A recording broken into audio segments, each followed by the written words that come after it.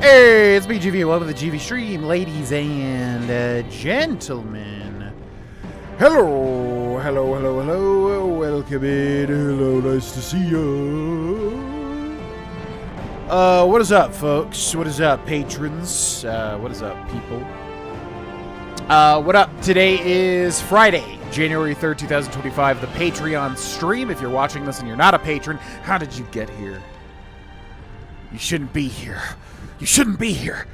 Unless YouTube is recommending you stuff somehow. But anyways, welcome in. Hello, hello. Yeah, this stream is brought to you by the patrons at patreon.com/Grovana. Link in the description. If you would like to shape the future of this YouTube channel, as the patrons will vote on upcoming content, consider checking it out. And big thank you to the patrons. It was yeah, January 3rd, the Friday stream, we're going to play more Baldur's Gate free, which is going pretty slowly, but it's, you know, same thing with Red Dead Redemption 2. It's the type of game where you really just got to go, you got to pace yourself because there's so much, and, you know, you just got to play the game the way that you want to and not rush and all that sort of stuff. So it's going a little bit slow, but I'm having a good time. Hopefully people are having a good time as well. So yeah, what's up, folks? Sup, Ghost Stories? Sup, Double D? Sup, Low Country? What's up, Spirit Fans? Yeah, it is one of those songs that does sound familiar. It is true. It sounds, I wonder if there's a term for that kind of music that, like, you know how, like, all pop songs have the same, like, 3 chord progressions, that sort of thing. Kind of like that, but I don't know. There was, like, the same thing with Divinity Original Sin 2, by the same studio. There was, like, a theme that sounded really similar. Really familiar or something. I don't know. But, yeah, it's, like, Down by the River, which is, like, this game's theme or something. As far as I understand, it's, like, important to the story, but I don't know how. But, what's up, wannabe Spidey? What's up, Ghost Ninja? Been a good day, good to hear. Yeah, it's been a good day here as well. Just basically extra recording. Didn't really have anything to do today. So, just did a bunch of extra recording for the GV channel. And for the GV channel. Yeah, 2 extra GV recordings, basically. And that's about it. Pretty much. Missed the last stream. What's the quick recap? Well, boy, do I have a recap for you. Okay, so welcome back, everybody, to Baldur's Gate 3. We are playing our character, Fear, who is a level 3 warlock under the Great Old One, Eldritch subclass. Mephistopheles Tiefling as the race.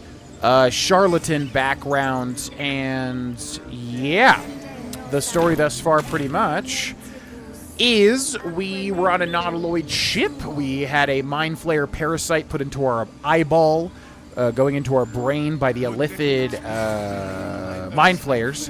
And then the Githyanki attacked because the mind flayers are their mortal enemies, and they made the nautiloid ship crash here. And then before we were about to hit terminal velocity and die hitting the ground, we were saved by an unknown force. Then we kind of explored around here, found our party members. We also did all this crypt stuff over here. We went to the Emerald Grove, which is basically a place that has a bunch of druids and tiefling refugees. The druids want to shove out everybody else because they want to do a big ritual to protect themselves from the goblins.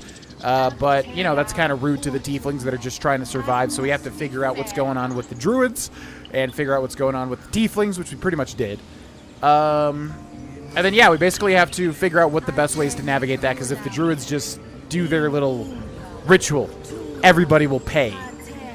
Well, everybody will die, assumedly so, outside of the druids, basically. Also, the druids are looking for their head druid called Halzin, who nobody knows where Halzin is. So we gotta find Halzin, basically. And then, yeah, we also killed Nettie, the healer, because she wanted us to take wyvern poison if we started to turn into an Illithid, because we took the Mind Flayer parasite, which will turn us to an Illithid. What the heck is going on here? So we killed Nettie, and they seem to be fine with that. So that's cool. Also, I don't remember... Why are we outside? Did we do everything inside? I guess we did. Yeah. So, where do we see our quests? The one thing about this game I do wish was better. Same thing with Divinity, the quest system. I do feel like Skyrim like really got that down. You know, Bethesda got the quest system down. With Divinity Original Sin 2 and Baldur's Gate 3, I feel like they could have made the quest system a little more accessible. Where do I even find the quest? Journal, I guess? Quests, yeah. Because it's just all these, like, stacking lists. It's not as understandable to me as other stuff. So, get help from a healer, Nettie. Yeah, we killed Nettie. She is dead, because she tried to kill us. Rescue the druid Halzen, who is, I guess we know, is in the goblin camp. Okay, we know Halzen is over in the goblin camp. He's the druid leader who will work with us much better than Kaga, who is a viper and a mean lady. Githyanki Kresh, which we would need Lae'zel to enter our party to talk to Zoru. I wonder how that would work. Should we go get her? It's going to be tough choosing between these party members. Embrace your potential. This is about taking in illithid parasites to increase our powers. Save the refugees. Oh. Return to Zevlor. Okay, yeah, because we found a note with Kaga talking about how she was getting involved with some weird people. Like, Kaga's up to no good, basically. So it sounds like we can go back to Zevlor, which is interesting. Fighting the Night Sog, that's a whole other thing. That'll happen way later. Then we got companion quests for everybody. And then these are all completed quests. Okay, so I guess first order of business is we'll head back to Zevlor. Which I don't think there's any fast way to do that. And then, yeah, the thing is, like, what happens if you need a specific somebody? Should we go get Lae'zel? Lae'zel would just be better than Shadowheart, honestly. I like Shadowheart. But I don't know. Shadowheart feels so weak, comparatively. I know she could do a lot. I know she's not literally weak. But, yeah. All the content has been on point lately. Loving it, dude. Thank you very much. Yeah, I appreciate it. I've been having a lot of fun. I think we do probably have too many projects going on at the moment, but what else is new? But a lot of that will condense once things finish. Specifically, like the Persona 3 and 4 playthroughs. Because I want to make that channel very, very much focused on guides.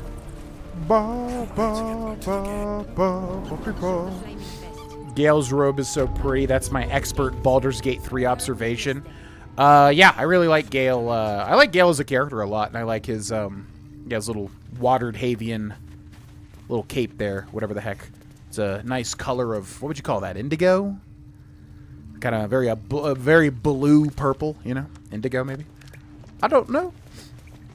I've been playing any more Rivals, doing my dailies now. Yeah, I typically do the dailies. I really wish that Marvel Rivals gave me some incentive outside of just playing competitive, because that's really what I'm going towards, is competitive, because there's really nothing else to do. You know, I've never been involved with, like, the Battle Pass stuff, like, in games once Battle Passes were a thing. I never really, you know, I didn't game in multiplayer spaces when that was a thing. So, looking at the Battle Pass, it's like, I'm not going to spend money on a free-to-play game. I never do. But I've gotten all the, you know, free Battle Pass stuff with the tokens, whatever. And it's like, okay, what do I do with the daily? These are literally useless. I have, like, 50 gajillion billion tokens that do nothing. It's so silly to me. It's like, give me something to do, you know, even if it's like, I don't know, some crappy spray. Give me something to buy. So it's like, there's no point to even do the dailies or anything. But, yeah, I'm trying to play competitive a bit just to maybe get some of the rewards through that, because I guess you get skins or something. What's up? I heard what happened. Thank you for protecting the child. If the druids are this far gone, then it's not just goblins we have to fear. So we can risk violence here, or face it for certain on the road. Quite the choice, isn't it? I mean, again, you're tieflings. Like, you got the armor, you got Mephistopheles' powers, and you got stuff. You can do firebolts, right? You might be able to survive. Leaving the grove is the best option. I can help. Can you delay the ritual? You have to resist. Best of luck with that. This has nothing to do with me. I mean, this is a nice setup, and the thing is, there's space. There is space for the tieflings, so I feel like the tieflings and the druids could work together. You know, I don't think that they have to leave. I feel like that's kind of silly. Can you delay the ritual? You saw what they were willing to do to a child just for trying. It's Korga's influence. Without her twisting things, I believe the druids might see sense. Okay, so we have to get rid of Kaga then. You need to cut your losses and run. I'll help. Then why don't you get rid of her? A low thought. But I'd be lying if I said I hadn't considered it. But the druids would slaughter us. We'd have to get close to Korga, within striking distance. I can't manage that. But they've already let you pass once. Oh, so he wants me to kill Kaga. What's it worth to you? To get these people to Baldur's Gate? Everything. I'm still hoping Korga can be swayed from this madness. But if not, leaders need to make tough decisions. We do what we must. It's true. I don't know if we have the chutzpah to take down Kaga. I feel like that would be a very difficult fight.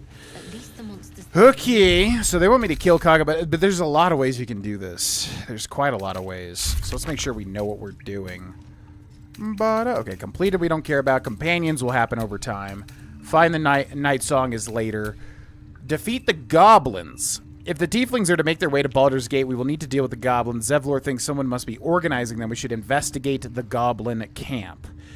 And then kill Kaga. The tieflings and druids are at an impasse. Killing Kaga might tip the balance. Save the refugees. Kaga plans to seal the grove shut, but the tieflings can't leave until the roads are safe from goblins. So what should we do? Yeah, this is confusing. If we go deal with the goblins first, that does solve the Kaga problem, because if we find Hausen, he takes over as the lead druid, and he sounds way better to deal with than Kaga. So I think just killing Kaga is not good to do, unless you just really want to do it. Yeah, defeat the guy, or investigate.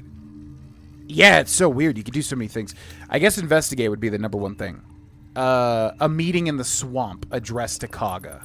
Yeah. So we should do that. So, then what else do we got? What's this? Find the Githyanki. Oh, yeah, and we got the Githyanki thing, too. So should we switch Lae'zel in for somebody? I mean, I guess for Shadowheart, at least to do the Zoru thing. Yeah, which means we would need to go to camp. Do we have to use a log rest, though? Log rest, go to camp. I guess you don't. You can just go to camp, switch companions in, and then go back without log resting, right? So I guess that's a way to do it. Shadowheart has notoriously bad luck, but if you respec her to a life cleric, she becomes a good healer. Wait, is there like a lore reason for that? Why does she have bad luck? Is that like a mechanic, or is that just like a glitch, or what is that? That's interesting. Okay, we got Astarion. Wrong star. Put a star in the party. Wrong. Okay, where is Miss Lae'zel at? There she is. Alright, good news, Lae'zel. You are in, at least for now. The Githyanki people have a word for men like the Blade of Frontiers. Shalak. Roughly translated, idealist do-gooder. Or better yet, benevolent burden. His confidence is an asset. His pursuit of valor, not so much. Oh. She does not like Will, the Blade of the Frontiers. You look so unusual. Githyanki are rare in these parts. Do you know much about mind flayers? I understand much beyond your comprehension. More to the point, I know the cure for our condition. It is imperative we locate a creche. You do well to observe more and question less. Why are you so aggressive? I'm just asking a question. Jeez. You look so unusual. Githyanki are rare in these parts. I expect I am your first. Yeah, probably. I know of Githyanki, but I've never met one. Of course you haven't. They would have cut you from navel to neck. You are no less alien to me than I am to you. I know of your kind, but I do not often encounter them. That large, fleshy nose of yours looks like a mistake. How dare you? Is she referring to tieflings specifically? Come on now, it isn't that large, as if you're... as if your upturned bat snout is any better. Better is an opinion, but mine is certainly more economical, disciplined, dignified.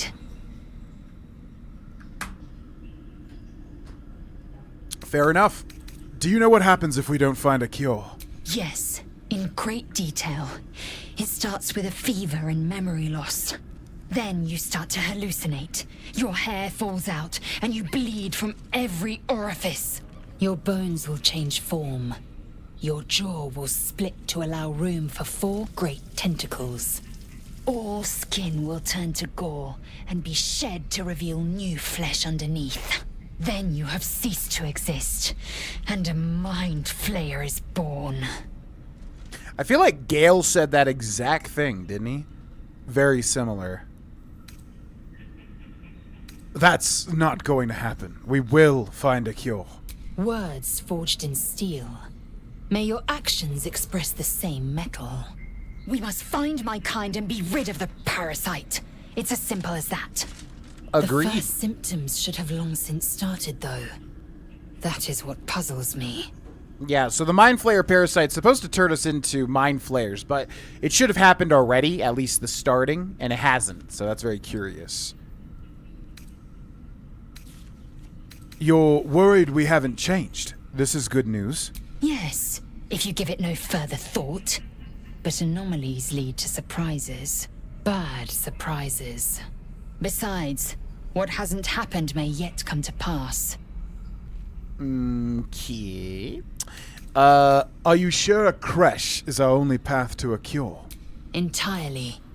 I was as devoted to my studies as I was to my training. Each creche contains a Zaithisk purification device. So I learned from the writings in the Kalir library.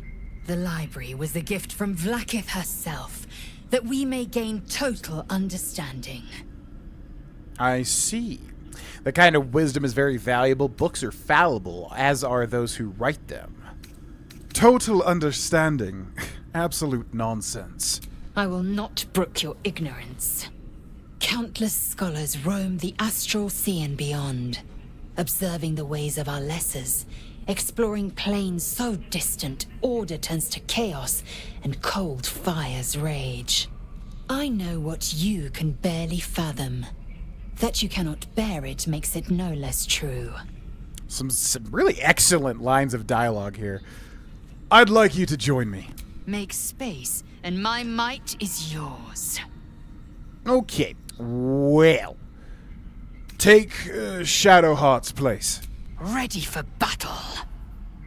Epic. And then we get to level her up as well.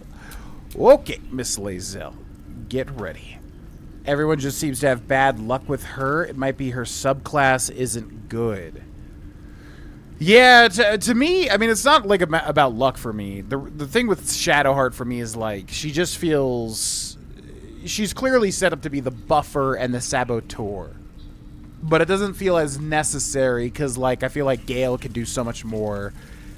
I don't know. At least in the early game, she doesn't feel like she's as useful as other characters. So for me, it's not really the luck factor. It's more so, like, her kit. But yeah, maybe if you switch her subclass, maybe it becomes, like, way better. I don't think the practicality she achieves is as important as, like, flat-out damage in a lot of cases. Okay. Let's level up the fighter Lae'zel.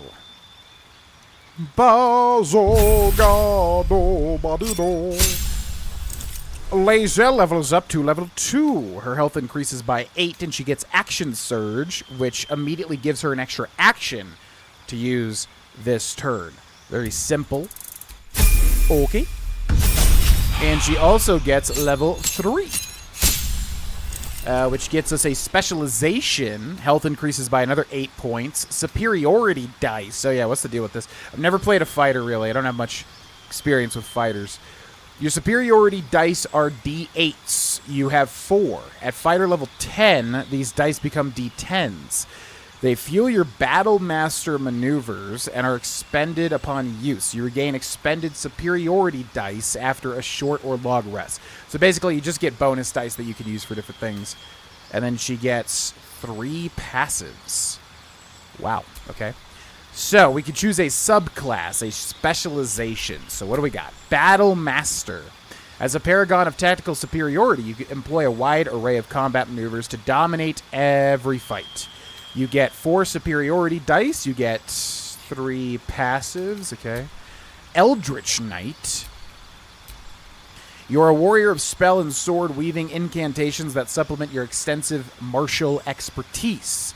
You get level 1 spell slots. You get a weapon bond. Ritually bind the weapon in your main hand. The weapon can't be knocked out of your hand, and it automatically returns to you when thrown. That'd be sick as hell for like a spear.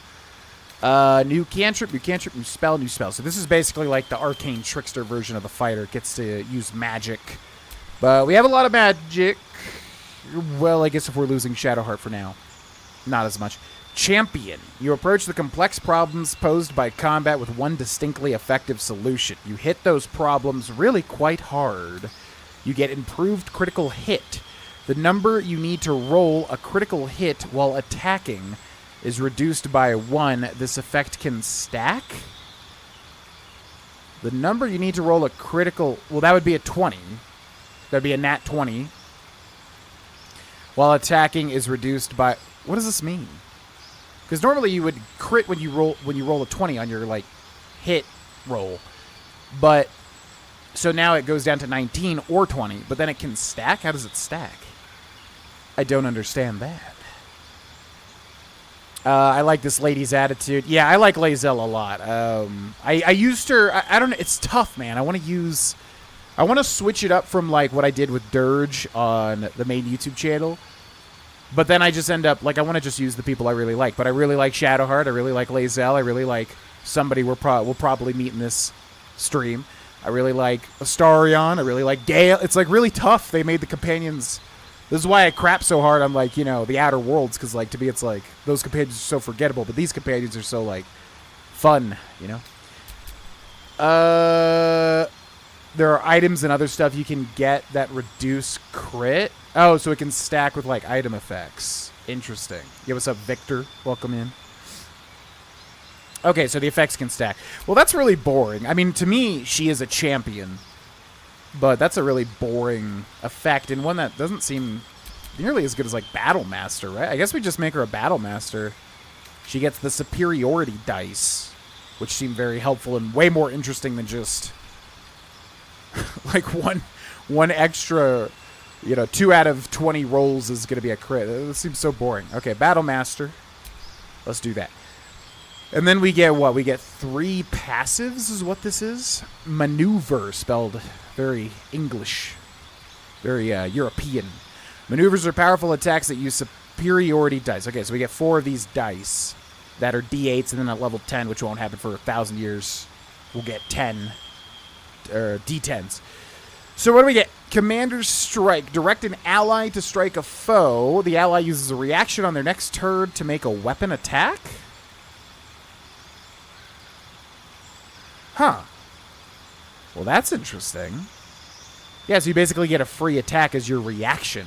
Because reaction is basically like an action, bonus action, reaction, but reaction has to be reacting to something. That's interesting. Disarming attack. Spend a superiority die to make an attack that deals an additional 1d8 damage and possibly forces the target to drop the weapons they are holding. Well, that's nice. Distracting Strike. Distract your target, giving your allies advantage on their next attack roll against the target. That's super nice. Wow, all of these are really good so far. Evasive Footwork. You can evade attacks by imposing disadvantage on melee attacks against you for a round. That's also good. Yeah, anytime you get advantage or disadvantage, I feel like that's huge. Feinting Attack. You can use both your action and a bonus action on the turn to attack a target with advantage and deal an additional 1d8 damage. Holy crap. Okay, that's really good. All of these are very good. Goading Attack. Deal an additional 1d8 and attempt to goad the target into attacking you. Target receives disadvantage on attacking any other creature. So that's just like a taunt, but eh. Maneuvering Attack. Spend a superiority die to make an attack that deals an additional 1d8 damage. On hit, select which friendly creature will gain half its movement speed. It will not provoke attacks of opportunity. What?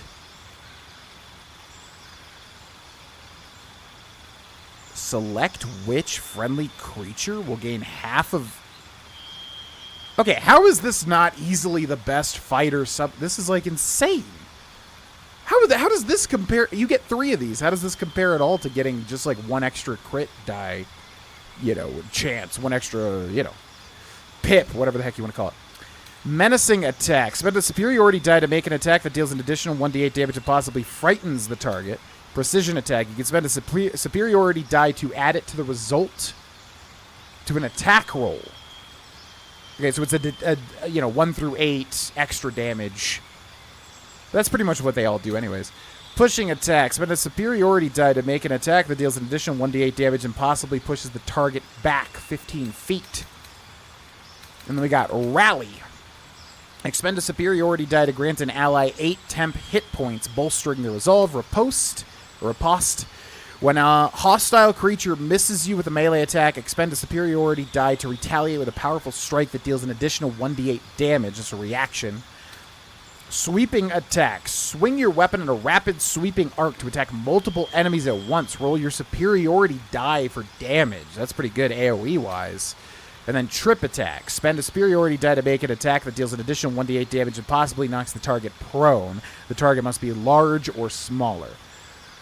Yeah, how does this even compare to the other... Like, the magic I could see maybe being good, but like the commander or whatever, the battle, whatever the heck the last one was called.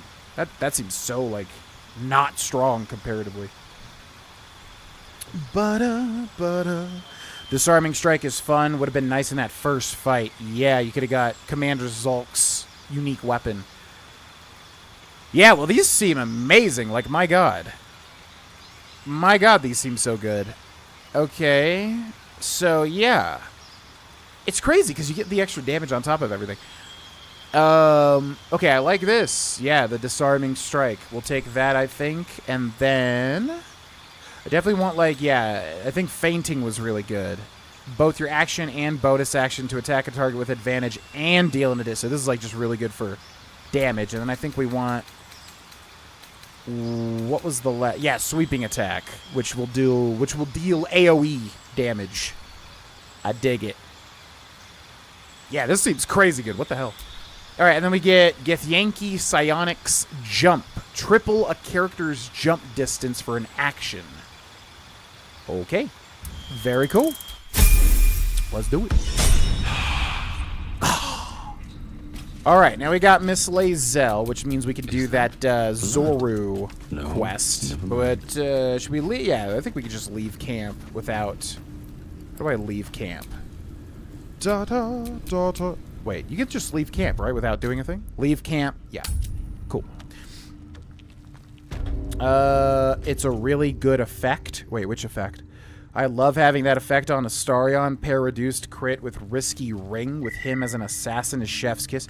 No, yeah, I'm not saying it's a bad effect or anything. I mean, obviously, crits are big, so having an extra chance with, yeah, stacking effects. I'm sure you could build towards that is really good. I'm just saying, like, compared to... That's all you get for that subclass. Compared to, like, yeah, all the superiority die stuff. Like, that seems so much more fun and so much more, you know, flexible. But for a rogue, where, yeah, mainly they're just trying to deal, like, huge hits, I'm sure that's way better. Hope the goblins aren't smart enough to poison their blades. If a party member's in danger, you can give them extra movement with no opportunity. Yeah, that sounded really good, too. No, I understood it. I was just like, whoa, you can steal movement speed from an enemy and give it to a friend. That's super duper cool. Okay, so now we can talk to Zoru. Where is that man at? Did he move? Ah, he's on the move. Hey, what's up, Pestilent? Welcome in. I always start Lae'zel off with Disarming, Trip, and Rally so she can help people, keep people alive if the fight's getting dangerous. That was a very... Usually with that many choices, like, there's a lot of stuff that's like, that's crap. But that was a hard choice. That was a lot of good stuff. What up, Zoru? Eyes. Another one. My friend's blood not enough. Come to rip me open too. In Kresh Kalir, a formal greeting begins with a bow. Is this monster with you? Yeah, we'll be a little sympathetic to tieflings. Why not? Show some sympathy, Lae'zel. He's terrified. Has the tadpole ravaged your senses? Sympathy will not lead us to purity. Okay, well, I don't want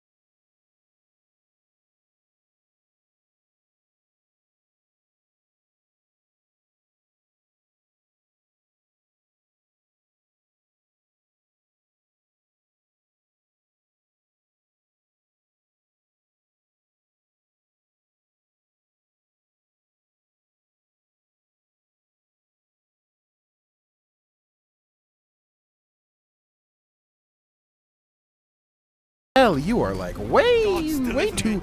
coming on way too strong. The last time a subordinate questioned my judgment, I ate tongue stew that very night. Yeah, I bet you did. I bet you eat tongue stew very often. You shouldn't have to be so rough with him. Rough. Soon you will be vomiting blood and tearing apart your own flesh. When the tentacles sprout from your lips, will you still cry that I was rough? I love that she's just like so aggressive. Enough. Just tell me what's our next move. The tiefling was clear. Tiefling. If there are Githyanki west of here, that must be our objective. Purification cannot wait. Okay. We are tieflings with an F. I am unfamiliar with the, well, I shall not say culture. Custom, perhaps. You will educate me on matters of this Fey run. Fey rude. Oh, you casual. Learn the lore. No, it's Faerun. What do you mean, purification? The Kresh holds the Zaithisk. It will cleanse us of the parasite. By covenant, I can say no more. Alright, well, let's go.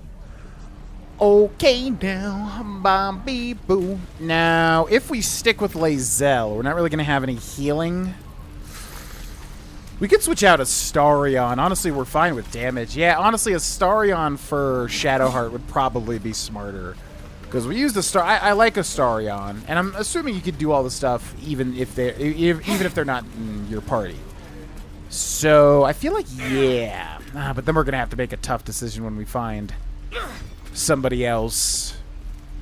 Gosh dang it, I just want to use everybody. They're so cool. Okay, what's that? Kill Kaga. I don't think we're going to do that. Yeah, there's much cooler, interesting things. Also, what the heck is this? Yeah, there's like a hidden cache over here. But how the heck do you get over there? Maybe like around here. Okay, so now we need to go out into the world. That is definitely, yeah. Why was this not in my journal? That's weird. So I think long rest, get our party set up, and then we will go adventure. And actually, if we switch out Astarion, we're probably pretty much set anyways, because they don't really need that much healing. Yeah, let's do that. Bum, bum, bum, bum, bum, bum.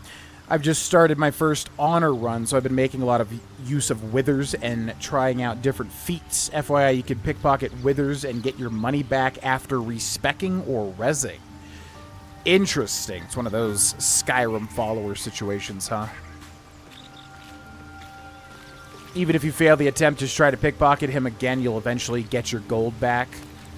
With those types of situations, I typically only do it if it fits the character, although I guess this character... I don't know if this character is a pickpocket. But we could definitely do it with Astarion. It would fit him for sure. Okay, where is Shadowheart? Where you at, girl? Yeah, what up, girl? The Blade of Frontiers. Let's hope Will lives up to his name. We'll need all the help we can get. Yeah, I want to use... I know what happens with Will, and it's something that's really goofy. And, we're just not going to use Will, because he's a warlock, we're a warlock. And honestly, a certain something that happens with Will... I remember it being very silly. What's the story with that odd little artifact you have? There's no story. None that you're entitled to hear, anyway. Just forget you ever saw it. No can do. Those murals in the grove. Something about them seemed to catch your eye. What can I say? They were eye-catching. Consider me an art lover. Shadowheart, why do you have to be so mysterious? We're trying to make connections here. What do you think of all that's happened to us so far? We've been through quite a lot, with likely more to come. Care to narrow it down a little? You must have thoughts about our little stowaways. Must I? Thinking about it won't help. We know what to do, so let's do it. Find a way to rid ourselves of these things. Agreed. Personally, I think finding this Halcyon is our best bet. I'm not too hopeful that a Gith Kresh will actually prove our salvation, but worth keeping in mind. I mean, they do know the Mind Flayers. What will you do if we actually manage to remove the tadpoles? I suppose we'd go our separate ways. Not a slight on your company, of course. No reason for us not to stay together if we get on well. Perhaps. Perhaps not. If we do survive, we'll have separate lives to return to. I need to get to Baldur's Gate. There's someone waiting for me there. Someone I have to reach. As soon as possible. We got an update on her quest. Family? A friend? A lover? Let's just say it's a very personal, very private acquaintance. Okay. I don't think we care how we are holding up in her estimations, or anyone's estimations for that matter. Oh. Join me? We should get to know each other a little more. Must we? No harm in a little mystery, don't you think? You don't want to talk about yourself? We have to rely on each other. Easier if we knew each other as well. Just looking to make conversation. Conversation shouldn't be made. It should be grown. Let the seeds sprout in their own time. Yeah, fair enough. I agree with a lot of what you're saying. Maybe I'd like to get to know you better. Sweet of you, but don't worry. I'm sure you'll get to know me just fine by traveling together. No need for interrogations just yet. Shadowheart playing hard to get right off the bat. If that's what you prefer, I can respect that. Thank you. I'm sure we'll get along perfectly well. Okay. Join me. It seems like you have ample company already. You'll need to figure out who you can live without before I can join. Well, that's gonna be Astarion. Lead the way, then. I do like Astarion, and I do really want to see what happens with Astarion. But we probably could use with a little bit of healing. We got a lot of damage at this point in time. Although Astarion's really good for, like, sniping people and stuff. But, yeah. Okay. Let's go ahead and leave camp. I don't think we need to do a log rest, although we have so many supply packs, it wouldn't really matter too much. So now, if you remember when we met Will, he was hunting an infernal demon, who I think he was saying that a demon woman was cutting a swath through the hells. So that's this, and we definitely want to do that. But I'm also curious how to get to this. I wonder if you have to go this way, or maybe, what is this? Ah, the swamp. The swamp is very interesting. Okay, let's go this way. So, fast travel, show legend. You can't place a marker? Okay, we can place a marker here. Custom marker. Sounds good to me. Alright. Let's be on our way. What's the fastest way to get there? I think we got somewhat close behind Zevlor, I do believe. Yeah, let's give that a shot. Are you expecting lots of winter precipitation this weekend, GB? We're getting almost 15 inches in Kansas. My dagger. I'll be honest, I'm usually, like, extremely ignorant to what's happening weather-wise. I think it's just been a luxury of working from home, basically, my entire life. So, yeah, Cindy's usually the one that honestly knows more about the weather. I do need to do a better job of, like, staying up to date. But, you know, I've weathered a million winters at this point in Colorado. Holy crap. How can he make that jump? Whoa. I don't even know if they can all make that jump. I think we're going to get separated here. There's definitely a way to get up here. And it's that hatch right there. Okay, so let's jump back down. So, yeah, I mean, like, I moved here in probably the worst, like, winter I've ever seen. So, I don't know. As far as, like, the winter goes, it's usually just fine. It usually plays out fine. Like, here in Colorado, you know, we don't get the ice. We get just the snow mainly, and then it could be annoying or whatever, but it typically melts away eventually. So, yeah, I would have to look and see what it's looking like, basically, which I do not know. All right, let's switch to Lae'zel, and you hop down. Whoa! Okay, okay, everybody stop hopping up. My mind. I need you all to stay down here. In it. Are we taking damage from this? It's weird. It says -1. Oh my god. Lae'zel. Come down here, please. What does she do? She won't, like, drop down her... I mean, okay, if you stay up there, we'll just meet you. That's so weird. We could, like, split her from the party, but it's like, why? What's up, Uchiha? Welcome in. Day was good. Just a typical day. Recorded some stuff. Getting a jump on the recording just to be able to experiment a bit more with content this coming week. But, yeah, that's about it. Just pretty much an off day, you know, just taking off, relaxing until the stream.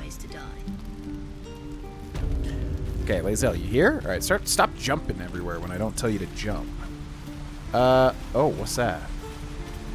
That's saying there's some, what is that? That's my map marker, right? Yeah, okay. Remove marker. Ba, ba, ba. All right, so we got to just keep going west to find where Karlach is, who is sounding just like, oh my god, so scary. And actually, we can see her right there. You might be able to spot her. Fun fact. Is there any way to go this way, or do we just have to go back over there? Oh, yeah, there's this wall here, right? Yeah, let's do that. Bum, bum, bum. Came for BG3, staying for GV. Well, I appreciate it.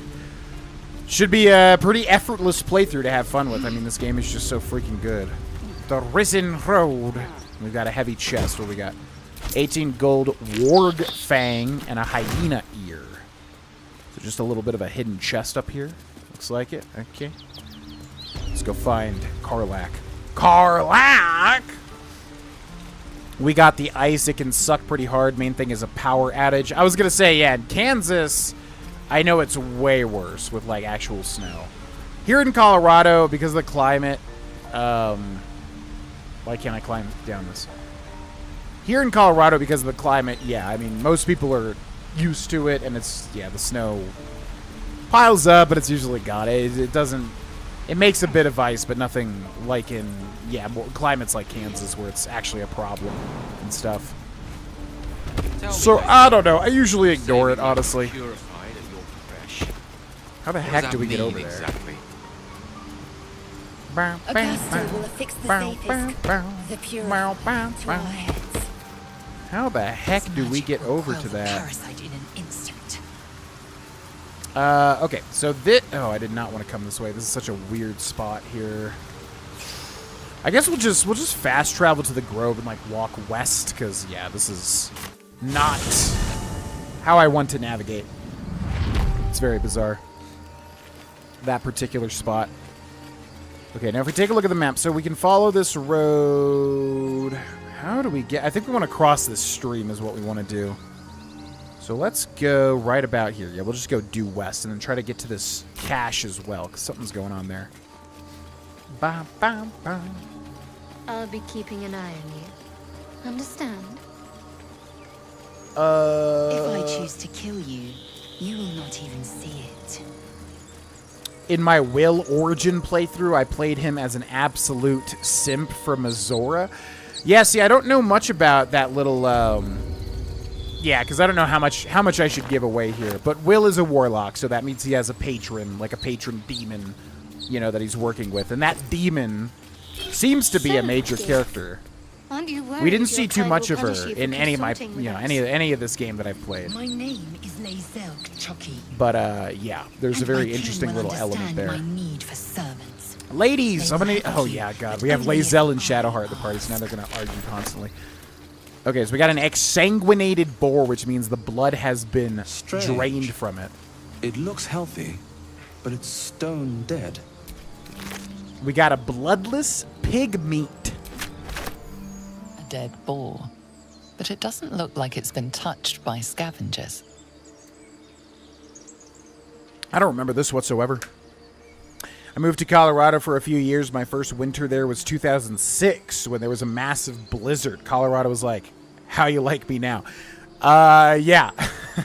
Yeah, we moved, me and my best friend at the time moved here in 2015, which was in the middle of the blizzard. It was so stupid. We were like, you know, 20. We were so dumb. In our early 20s. So we literally moved here with this, like, sports car that towing a U-Haul, and then literally 3 times, because the city is hilly. You know, Colorado is much more hilly than Florida, obviously, which is flat. The U-Haul switched around with the weight, like, the weight of the car, you know, the weight of the U-Haul, like, pulled the car around like 3 times in the midst of traffic. Cannot believe we didn't get into an accident. It was so dumb. We decided to move in like, late December. So stupid. But we made it by sheer dumb luck. Examine it. Okay, we need a DC of 10. And I need to read Guided still. But I'm feeling lucky here. Oh! 1 off. Do we have inspiration? We do. Alright. It's not really worth, I don't think. Okay, we'll add the guidance short. Oof. That's really bad. That's a failure for sure. Failure. The boar seems to be fresh, only a few hours dead. But you can't find any sign of a wound. The boar seems only a few hours dead, no sign of a wound, but all of its blood has been drained. I do not remember this at all. Like, I don't remember what this has to do with anything. Scrapwood shield. Sounds just like a crappy shield. Don't think I care about that. Oh yeah, guidance. Okay, I need to read what exactly guidance does. How do I do that? I go to you. What's next, I wonder? And then I look at your spells. Where do I see your spells? I guess we go to the spell book, right? There's no time to waste. Okay, what does guidance do? The target gains a 1d4 bonus to ability checks. I know that. For 10 turns, which when you're moving around, turns are going by fast. Will break active concentration, guidance, melee concentration, and it's an action. Oh, that's why. Yeah, because I remember Wannabe Spidey told me once, because he was editing my videos when I was doing this back on the main channel.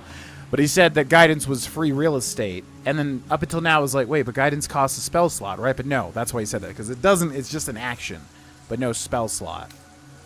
Right? Because it would tell you. Yeah. Okay, so you basically always want guidance on, pretty much, is the point. Okay. Let's get going. So then, we've got a bridge here, and we've also got a signpost. Can we read the signpost? West Baldur's Gate, East El Terrell. Okay, El Terrell is like the tiefling zone that was literally got transported to hell or something crazy, which is interesting. I don't think we ever saw El Terrell my other time with this game. Okay, what is this little cache? Is there a way to get over there? I want to see what that cache is. I really, really do. Do you think your kin search for you, Lae'zel? So we gotta get right here. I could Misty Step, and then the cache is up there, up that ladder. How do you get up to this? Oh, there's a little bit of a rock wall over there. I see. Okay. A vain notion. It's getting catty in the party. Yeah, no spoilers, obviously, but Lae'zel and Shadowheart do not get along. They do not get along. And things get a little crazy, as you will see.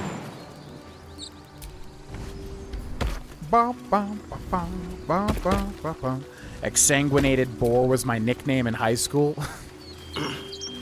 Damn. Okay, what do we got up here? How do you say that? Basalm. Don't mind if I do. And then it looks like here's... I think this was related to going west of the Nautiloid crash. We found a hidden cache note or something. Oh!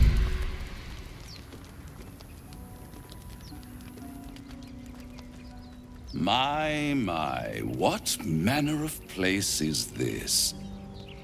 A path to redemption? Or a road to damnation? Hard to say, for your journey is just beginning. What would suit the occasion? The words to a lullaby, perhaps. The mouse smiled brightly. It outfoxed the cat. Then down came the claw. And that, love, was that. They do know how to write them in Cormyr, don't they? Well met, I am Raphael. Very much at your service. Okay, this is really interesting, because first of all, I remember that bridge down there. I think we got this interaction on that bridge, so it's weird that he spawns here. And I don't remember exactly how this character goes, but this is a really, really weird character, as we will see. As far as I've seen about him, because, yeah, like I said, I only did Act 1, so a lot of these characters go into Act 2 and 3, I'm sure. Am I talking to the mouse or the cat? Pretty words. If you want to threaten me, don't disguise it. Why, I never. You're paranoid, aren't you? Must be the surroundings. Rather bleak and lonesome. One feels so exposed. This quaint little scene is decidedly too middle of nowhere for my tastes. Come. Oh. Yeah, because I feel like... Because I played like half of Act 1 or most of Act 1 like on stream when this game released. Then I did it again as Dirge for the main channel. So I feel like I missed this in the first... Somewhere. The first time. Yeah, this is so weird. I'm very curious as to like what this culminates into. Try it with another character. Oh, right. Yeah, I forgot you could do that. We will have words about guidance next time in person. I just thought it was a spell slot. Like, why? You know, I thought it would use a spell slot. But yeah, it's just an action. Cantrip equals free spell. I didn't realize it was a cantrip. That was the thing. I thought it was an actual spell. Okay, that is a huge fireplace.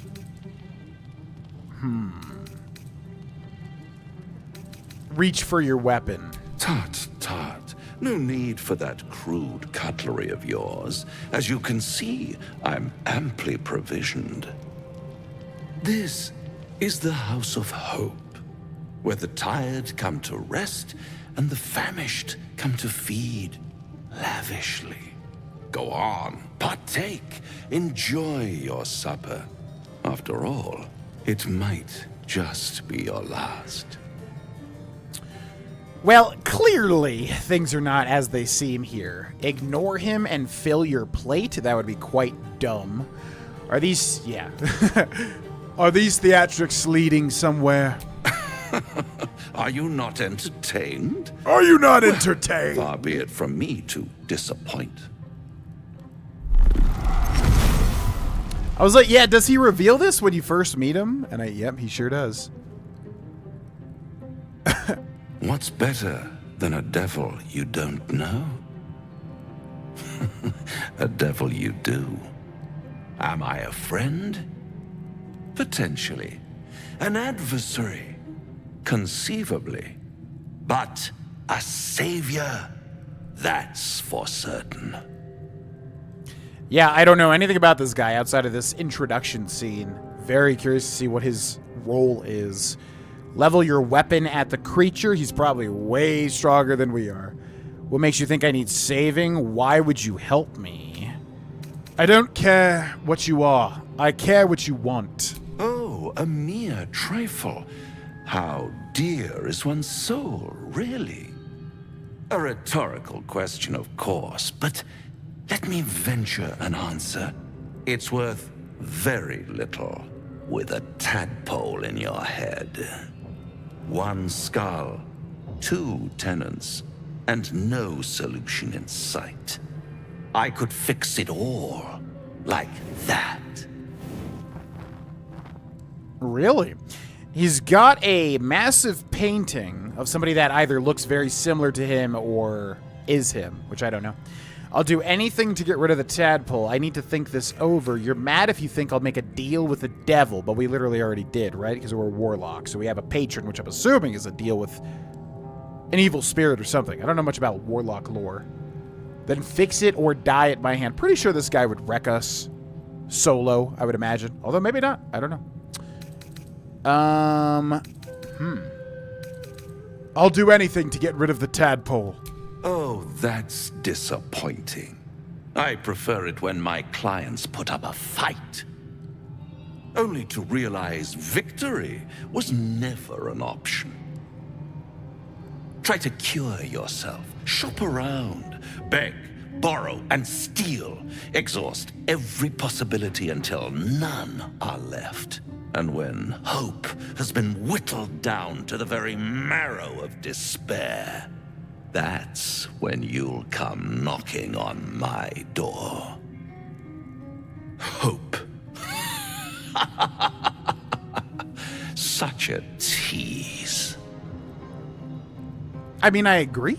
I said you could remove the tadpole. Also, I think somebody famous voices this guy. BG3. I don't want to look at spoilers, though. Raphael. I literally have to, like, look off to the side, not look at what I'm typing, because Google will just put, Raphael, actual identity, and what he wants. You know what I mean? Raphael, voice actor. Who voices this guy? Andrew Wincott. I feel like I know who this is for some reason. I feel like this guy is definitely known for some reason, but I forget why.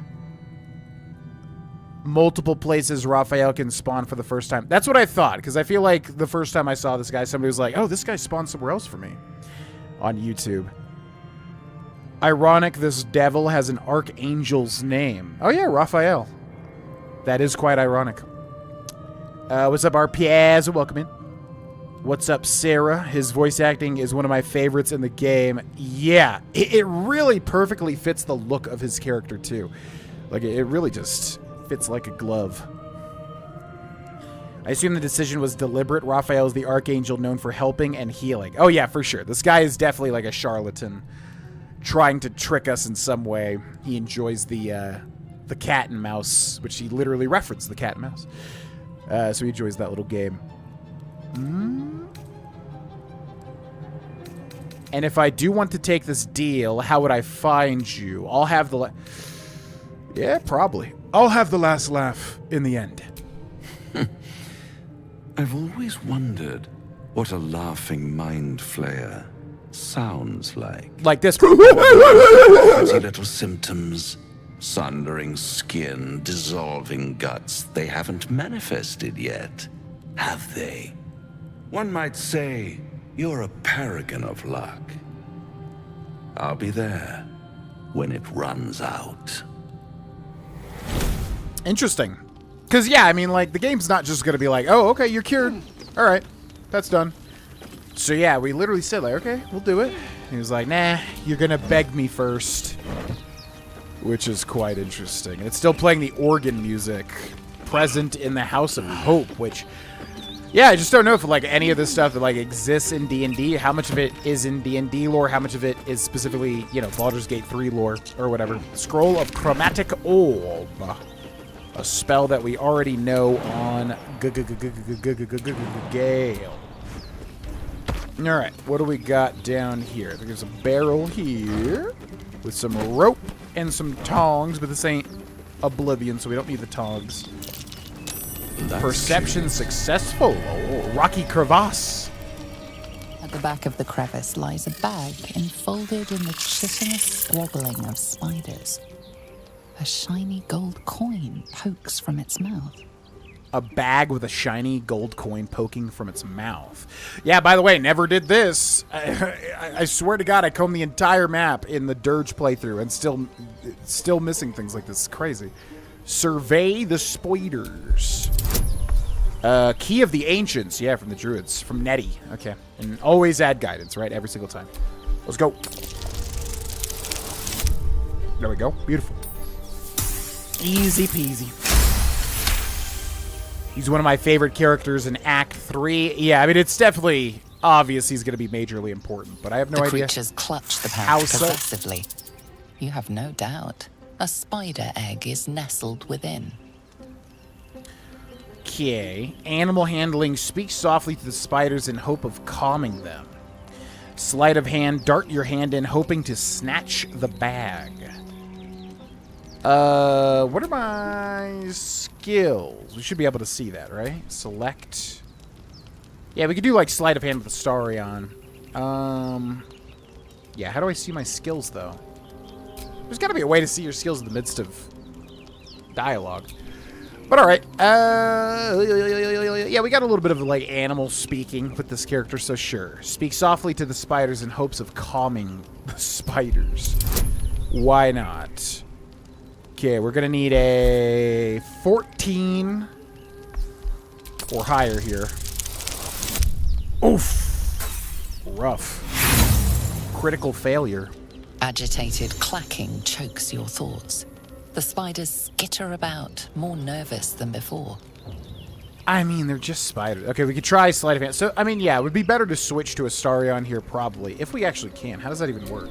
So what if I... Oh, we don't have Astarion. Never mind. Forgot about that. Okay. I believe. Oh, we got a lot of stuff for this. Oh, yeah, Gloves of Power, Sleight of Hand Proficiency. Okay. From the charlatan stuff, I am sure.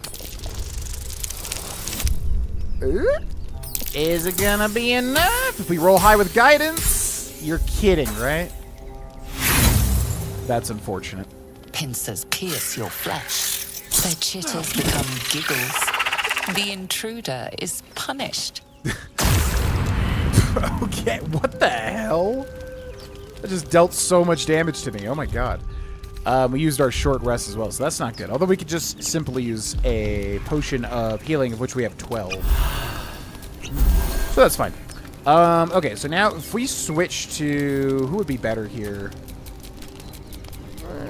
Shadowheart. Doesn't really matter. Can we try this again? At the back of the crevice, there is a bag, enfolded in the chitinous squabbling of spiders. Okay, let's go. Animal handling. I mean, someone's got to succeed here. Oh my god. We're rolling really terribly. Wait, what? Oh, I thought it like auto-succeeded for some reason. The spiders. Yeah, I know. Okay, sleight of hand. Than before. Come on. Oh. If we get a 4, we get a what? Jeez Louise. You can see how powerful a DC of 15 can be. Oh, but it doesn't hurt us again. Okay, that's good.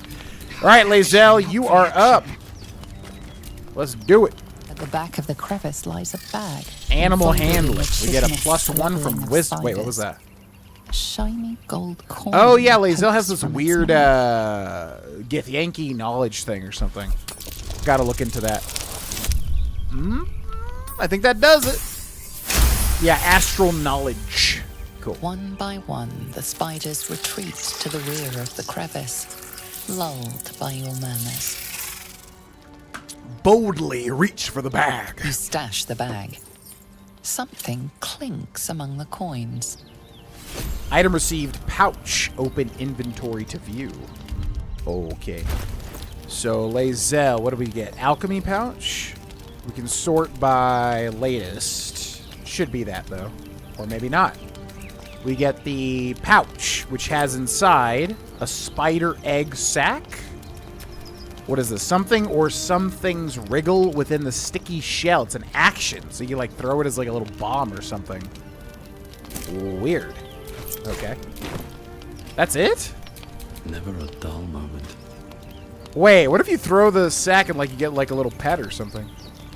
Okay, so nothing else back here. Several spiders rest in the rear of the crevice. Reach in to crush the spiders? I mean, that seems a little cruel for no reason, right? Okay, so did we get that? I guess that was the cache then. All you get is a spider egg? It must do something interesting, I'm assuming. Raphael is also known as Lucifer's brother. Oh. Astarion's voice actor is so much more phenomenal, and that's why he won Best Voice Actor Award. It's really tough, I mean, from what I've heard at least. Like, Astarion's phenomenal, absolutely. But, you know, Lae'zel's amazing, too. Yeah, pretty much everybody is so good. But, yeah, maybe if I got to the end of the game, I'd be like, okay, Astarion's definitely the best. But I feel like, yeah, Lae'zel would be a good adversary to that. Recipe unlocked: ashes of dragon egg mushroom. Delicious. Okay, is this a... Okay, we gotta go back down that rock wall. Ba, ba, ba. Nice Spidey Whitey. Pick up what? I think that's just a visual glitch, most likely. On PC, if you hover over the brackets, it shows you the modifier, so you probably can. Yeah, I mean, because when I play D&D, it's like you can literally pull up your You can literally pull up your, you know, your skills and see what you're working with, obviously, because, like, you would need to know that. Lae'zel, how would Punished you by the punish someone who wronged spiders. Ba-da-ba-do-do-zo, ga-da-be-da. Say, murder or theft? Alright, so we gotta go that way, but let's go see what's on Killing this is good. bridge It first. culls the weak. But theft would be paid for painfully, 1,000 times over. We got some traveler's good to know. chestises. Spoon, knife, and plate. Another traveler's chest. Same sort of thing. And we can't really get to the others. So how do we get to these? Broken loot, a dagger, and a plate. Not very interesting. And then there's one more over here with 11 gold. But arguably the most Dead interesting of goblins. the bunch. Dead travelers. Dead goblins heading to and the dead Druid's Grove? travelers. Wait, what's that? Oh. Oh, yeah. Okay, this is, I think I know what this entrance is to. I wonder if I can see? Yeah, I think so. Okay, we're going to hold off on that. Karlach is definitely the priority at the moment. There's a Your whole sour bunch of things we face can do is right now. tiring, Shadow Whole Heart. bunch of things. By all means, leave if I am so distasteful. I'd rather not turn my back on you, if it's all the same. Ladies, I'm going to need you to chill. We're all in this together. Didn't you watch High School Musical? Relax. Stop. You're really stressing everybody out, okay? Okay, let's go down into this little creek here. What do we got? Wisp weed and leather boots. There's like no easy way to like pick up these items. You have to like do this sort of thing, I guess. Where's that wisp weed at? Sublimate of wisp weed. Okay, there's another wisp weed over here. And then we got a big old cave up ahead. Bum, bum, bum, bum, bum, bum, bum. And then there's a rock wall there, so we could go do the Karlach thing now, which may be better. Also, I just realized Gale is like not talking tracks. whatsoever. Its nest must be nearby. Okay, how close are we to Karlach? Karlach's way up here. Yeah, all right. So we got owl bear tracks leading into this cave, which obviously is a little stressful to hear about. Punished by spider, my nightmare, seriously. We actually have a pet spider currently. We have a little jumping spider we've taken in as a pet. Called her Spinner after Spinnerack in Pokemon. Jumping spiders are so freaking cute. Alrighty, so we're in an owl bear nest now, or an owl bear cave, I guess. That stench. Dead owlbear prey, no doubt. Dead owl bear prey. Okay. Yeah, owl bears, I think, are particularly terrifying creatures. I've never experienced one in D&D yet, but I don't think they're considered easy as an enemy. So let's wrap around this way. We gotta be very, very, very careful. Very, very careful indeed. Okay, there's a whole shrine over there, but let's save that for last. And yeah, oh my god, he is right there. I didn't actually remember if there was like a full-on owlbear in here or not. Okay, so let's save on this. Hello? Hi! Oh, wait, we gotta make sure... Okay, we definitely have talk to animals activated. Hello? You feel the quake of its heavy footsteps before you see it. An owlbear, its beaked face looming out of the darkness.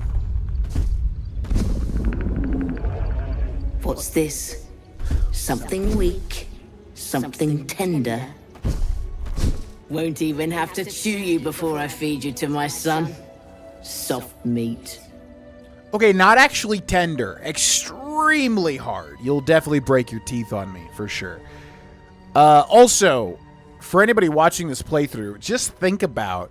They had to program different interactions depending on whether or not you can speak to animals. That's so insane. Because if you don't have speak to animals activated, which we do, you know, you would just hear chittering or whatever. You wouldn't be able to talk to the owlbear. It's so nuts, the level of detail this game has. You're injured. There's still half a spear lodged in your head. Oh, I didn't even notice that. Sorry, wrong cave. Yeah, move closer. That probably would be dumb. You've had your last meal, beast, you and your cub alike. Yeah, because we read a note that said there was an owlbear cub. It was like underlined as very important. You're injured. There's still half a spear lodged in your head. It's a splinter. I've gutted bigger threats than you with worse. Where's the spear? I'm not even seeing it. Okay, we are an intimidation man here. Let me go, or you'll watch your cub die before I finish you. Okay, that's... Oh, wow, DC of 10. Thought that was going to be higher for sure. All right, guidance. Help me here. Beautiful. Easy. Easy game. I'm so good at this game. You just gotta roll, luckily. Stupid, but brave. And I'm too tired to deal with brave. You can go, but you make one wrong step and I'll rip you to shreds. Okay. I would like that spear in your head, though, because I think it's actually important. Do you mind if I just check out your little abode here, by the way? I will be very, conscientious. So let me check some things out real quick. Got a backpack with 3 gold, potion of healing, and a supply pack. Then we can climb that wall right there. Yeah, I do want that spear in its head. Where is it? I am not seeing any sort of spear at its head. What are they talking about? Okay, we got a headless skeleton. Whoa! Oh. Shoot, man. Yeah, how does this work? I forget how this works. Okay, so we've aggroed the owlbear and also the owlbear cub. Now, I actually don't want to kill the cub. But also, there's an egg here, too. An owlbear egg. So what do you do here? I mean, you just come in and, like, if you succeed, it just lets you leave. But, I mean, there's a lot of rewards here to get. I guess you would have to specifically sneak and get it, right? Steal the egg if you wanted to steal the egg. Also, the skeleton I'm curious about.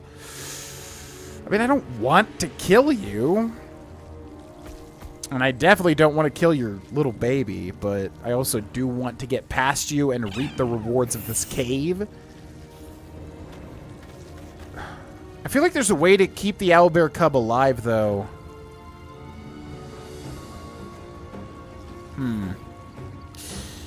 Yeah, I think I'm going to kill the mom.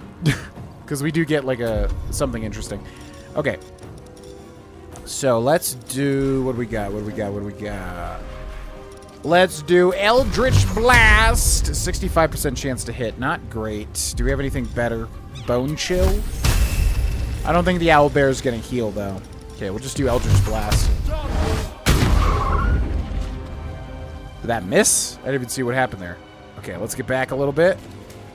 Okay, we also got a bonus action, which we can drink a potion. Wyvern Toxin. Coat your active weapon with a toxin that deals an additional 1 to 8 poison damage. Interesting. Yeah, sure. Okay, end turn. Owlbear's turn. Claws on Thier for 7 damage. Mr. Gale's turn. What do we got for Gale? We got this Witch Bolt thing, which we can just keep activating, right? Requires concentration, though. I think I'll activate that. Spell slot 2 deals 2 to 24 damage, which is not bad. Let's do it. 65% chance to hit. Does hit for 17. That's not bad at all. Not enough resources, actually. Okay, we got a bonus action here, which we don't need to use. Okay, enter. We've got Lae'zel. Let's go ahead and get close to this thing. We've also got Action Surge, right? So with Lae'zel, she's got a whole lot of stuff now. Disarming attack. We can't disarm its claws. Sweeping attack. Fainting attack. Use both your action and bonus action to attack a target with advantage and bonus damage. And it uses one of the superiority die. Yeah, 88% chance to hit with advantage. We hit for 15. And then you can action surge, which costs nothing as well, to immediately gain an extra action. So then we can't use fainting attack because that requires a bonus action as well. But we could do disarming attack, but I think, yeah, probably just a regular hit here. Wait, does disarming use advantage? There's no way. No. Okay, so we'll just do a normal main hand attack. Which misses. Okay. End our turn, and then we got Shadow Heart. What do we want to do with Shadow Heart? How does this work? Pass without trace. Call forth a veil of shadows and silence that gives you and all nearby companions a +10 bonus to stealth checks. Mirror image. Where's the one that... yeah, this thing. Distract your enemies with an illusion. Within 10 feet of the illusion, attack rolls have advantage for... Yeah, that's amazing. And he uses our channel divinity. Okay. So we can summon an illusion there. And now it's our illusory doubles turn, which jump to character in turn. Yeah, okay. And we got a bonus action as well, which I don't think we need to use whatsoever. Okay, end turn. It's the Owlbear's Cub's turn. Tiny Claws for 2 damage, which breaks concentrate. Come on, okay. Then we got Mr. Fear here, which gets advantage. Doubled movement cost, that's fine. Okay, so now we got a big old wyvern toxin on our spear here. So yeah, let's just attack. 7 damage, and it gets the save on the toxin, which is super annoying. I feel like that's happened every single time, especially with Nettie. We will do simple toxin on her weapon. Okay, end our turn. Owlbear's turn. Whoa.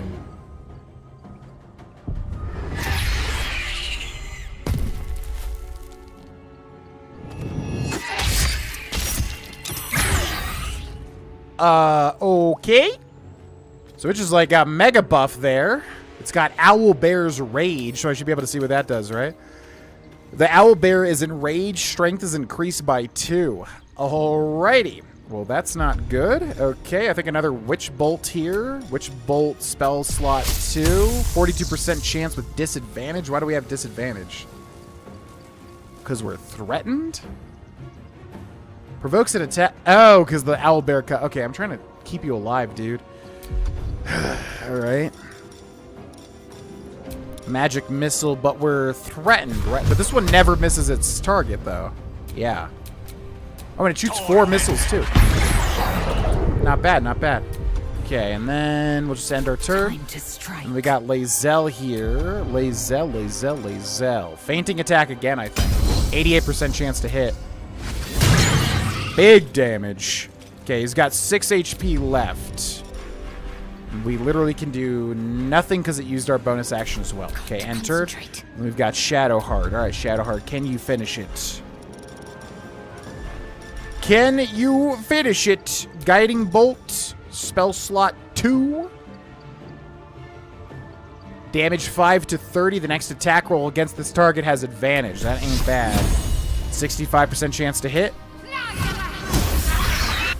The cub looks from you to his dead mother. Wake, hungry. A single strike will end his suffering. But why the hell would we do that? Let the creature live. Yeah, of course. It hurts. Hungry. Food. You watch, speechless, as the cub begins to eat his mother. Oh, that's right. The cub has a fighting chance now. Forgot about that. That? Well, we've just prolonged its misery. Okay, yeah. No rest for the wicked. Owlbear just immediately. That's what I thought. I was like, okay, I think if you kill the, it's honestly like the best option to kill the Owlbear mom, I do believe. Because if you I think it always tries to attack you if you try to move around. Otherwise, you don't get anything in the cave, and there's a lot of stuff in the cave, if I remember correctly. Okay, I gotta pee. I will be back. Thank you for watching, folks. BRB.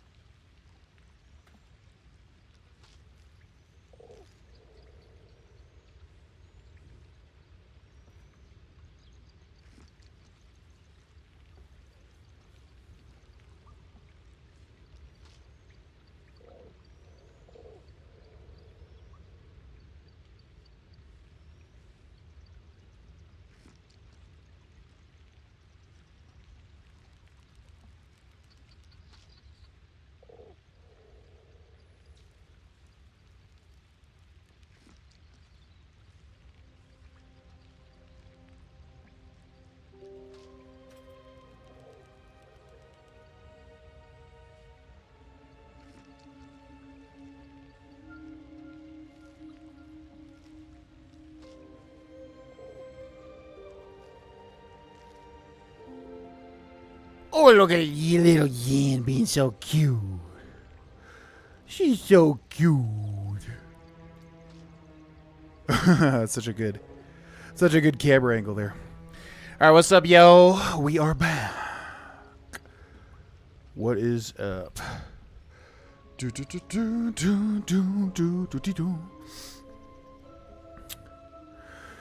Growing up, my family always called jumping spiders that got into the house Freddy.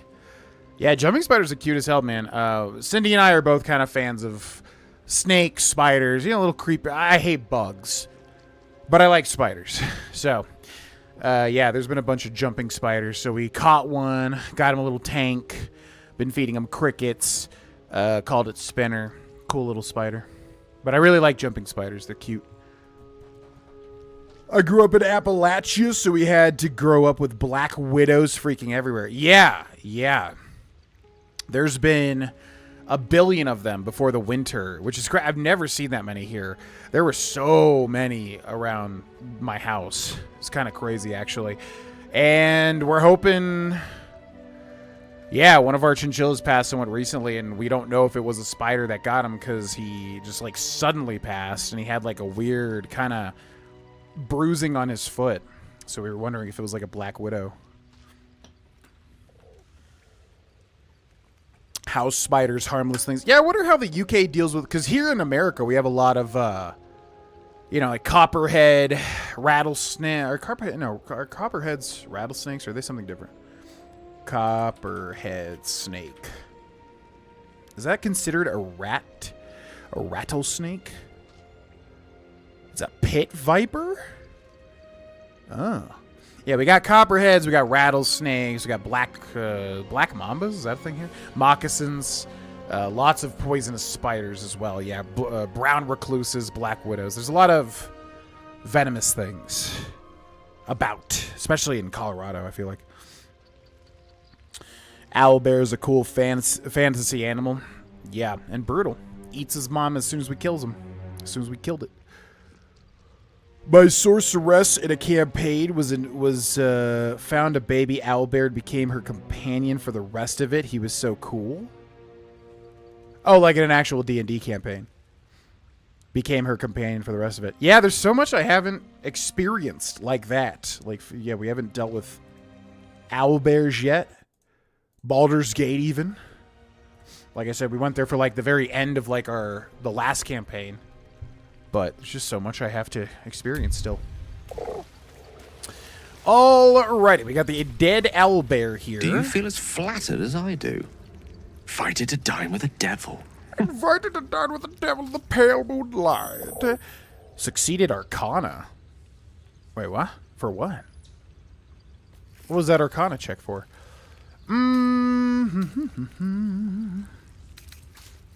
Devils rarely approach mortals without some nefarious intent. We'd be wise to avoid him. Don't let his bluster fool you. All that talk of desperation merely illustrates his own. I think he wants something from us. Badly. And in that knowledge lies our opportunity. Yeah, absolutely could be. I really don't know. I mean, I would think devils are just in their nature. They want to, get one over on mortals or whatever. I'll remind you that when dealing with a devil, you always draw the short straw. There's no such thing as an absolute certainty. Let me play the devil's advocate. The man is too eager. Do not dismiss his offer out of hand. If there's one quality all the denizens of the hells embody, it's ambition. A quality they share with many humans, come to think of it. A literal devil's advocate. And how do you propose we beat a devil at his own game? By figuring out his true intentions. Fact one, there's something very strange and very powerful about our tadpoles. Fact two, a devil offers to take it away. Devils aren't known to aid mortals out of simple kindness. Whatever Raphael wants, we must be the key to getting it, along with our tadpoles. So, I say for now, we wait. If I'm right, Raphael will seek us out again, and when he does, there's a mighty bargain to be made. Remember his Cormyrean rhyme? Down came the claw. Perhaps we should start growing our nails. Or, and I mean, hear me out, like, it's probably better to just not interact with a devil whatsoever. You really only stand to lose most of the time. But I guess it's very sorcerer-y or wizardy. What is Gale? I always forget. He's a wizard, I think. To want to get extra power. Head of a broken spear from the owlbear, which I don't even know if they put that on his model because I wasn't able to really see it. Which we will have to combine in just a second, because I think we have the other part to that. We also have a headless skeleton, which has the Oak Father's Embrace, which is some sort of cuirass here. Uncommon medium armor. Order of Nature. Undead creatures that hit the wearer receive 1 to 6 radiant damage. Beasts that hit the wearer deal an additional 1 to 6 radiant damage. Huh. Beasts that hit the wearer... So it's like a positive and a negative. But you're probably going to see beasts a lot. So, Embroidered with the simple maxim, nature is the true state of the world. These hides radiate a faint divine power. AC bonus from Dex limited to +2. Interesting. But unique item, so we will take it, of course. We got a pork loin. And we've got the owlbear egg. An owlbear egg? These are supposed to be worth a fortune.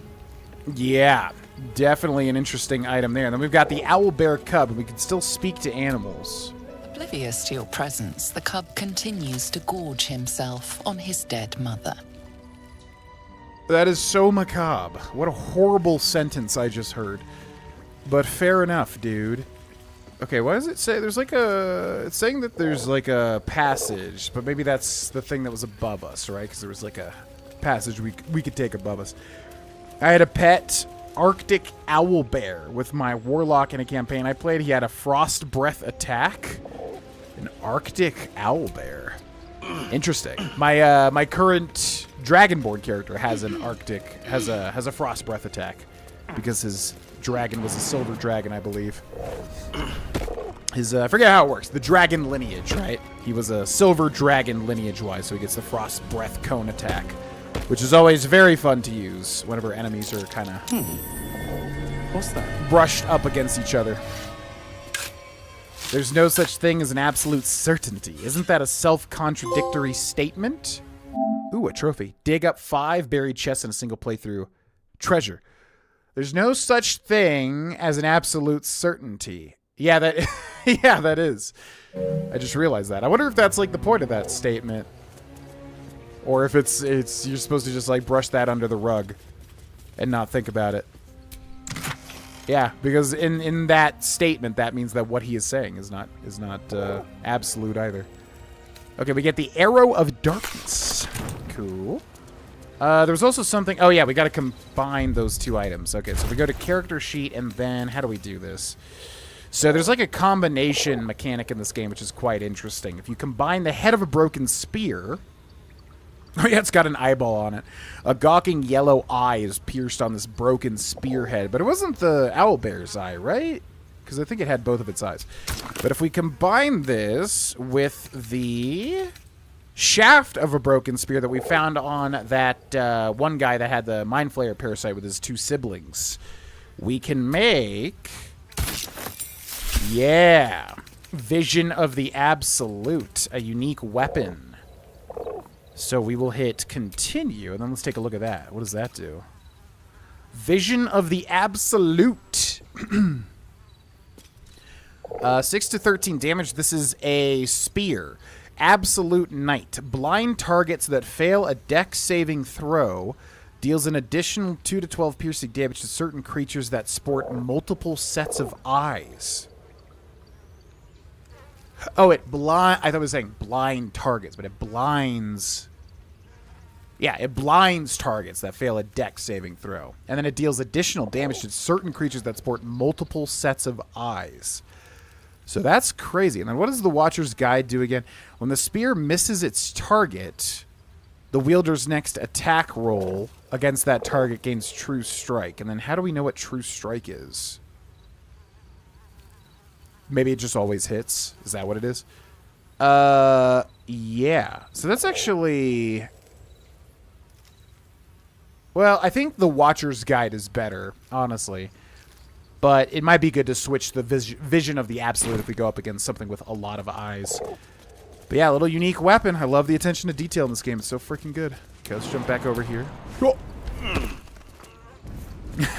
I was literally thinking of that quote, yeah. Only a Sith deals in Absolute. Who says that? I always forget. It's Obi-Wan, right? Only a Sith deals in absolutes. Anakin. Anakin, you were the chosen one. You were my brother. Yeah, I literally thought of that quote when that popped up. Nice shades of Resident Evil, putting those two things together to make a new object, or is it the other way around?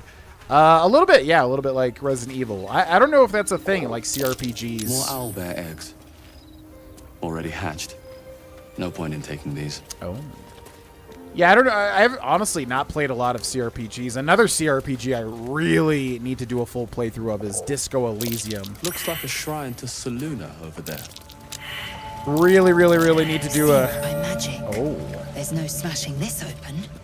Yeah, really need to do a Disco Elysium playthrough. But, yeah, I don't know if combining items in a CRPG is like a thing. But I love that it's a thing in this game, because it's very fun to figure out what to combine. Okay, so we've got a gilded chest. This thing won't yield its contents easily. And whatever it just did to me, we made a save against it. What do we got down here? Potion of Animal Speaking, Potion of Healing, the War Between Selene and Shar, Scroll of Detect Thoughts. So let's take the Potion of Healing. Let's take the Scroll of Detect Thoughts. Let's take... Wait, Glass Chalice. Didn't show me that.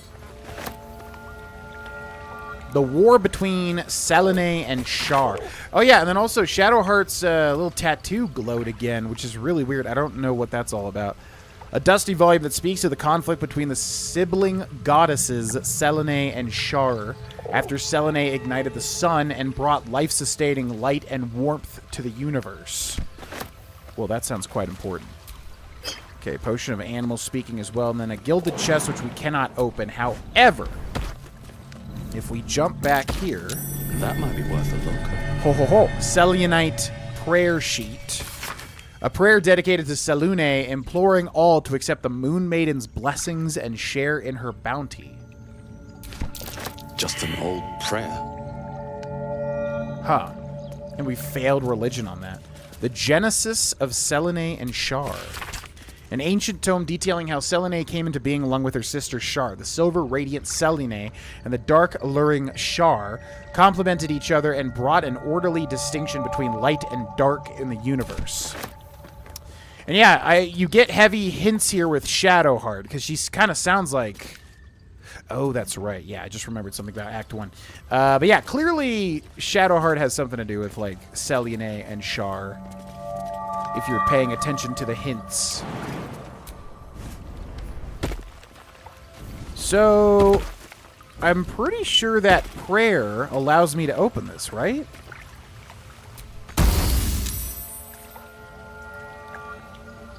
So do we have... Huh. Do you have... yeah, we failed the religion check, so I don't know how to... How do we actually open this, then?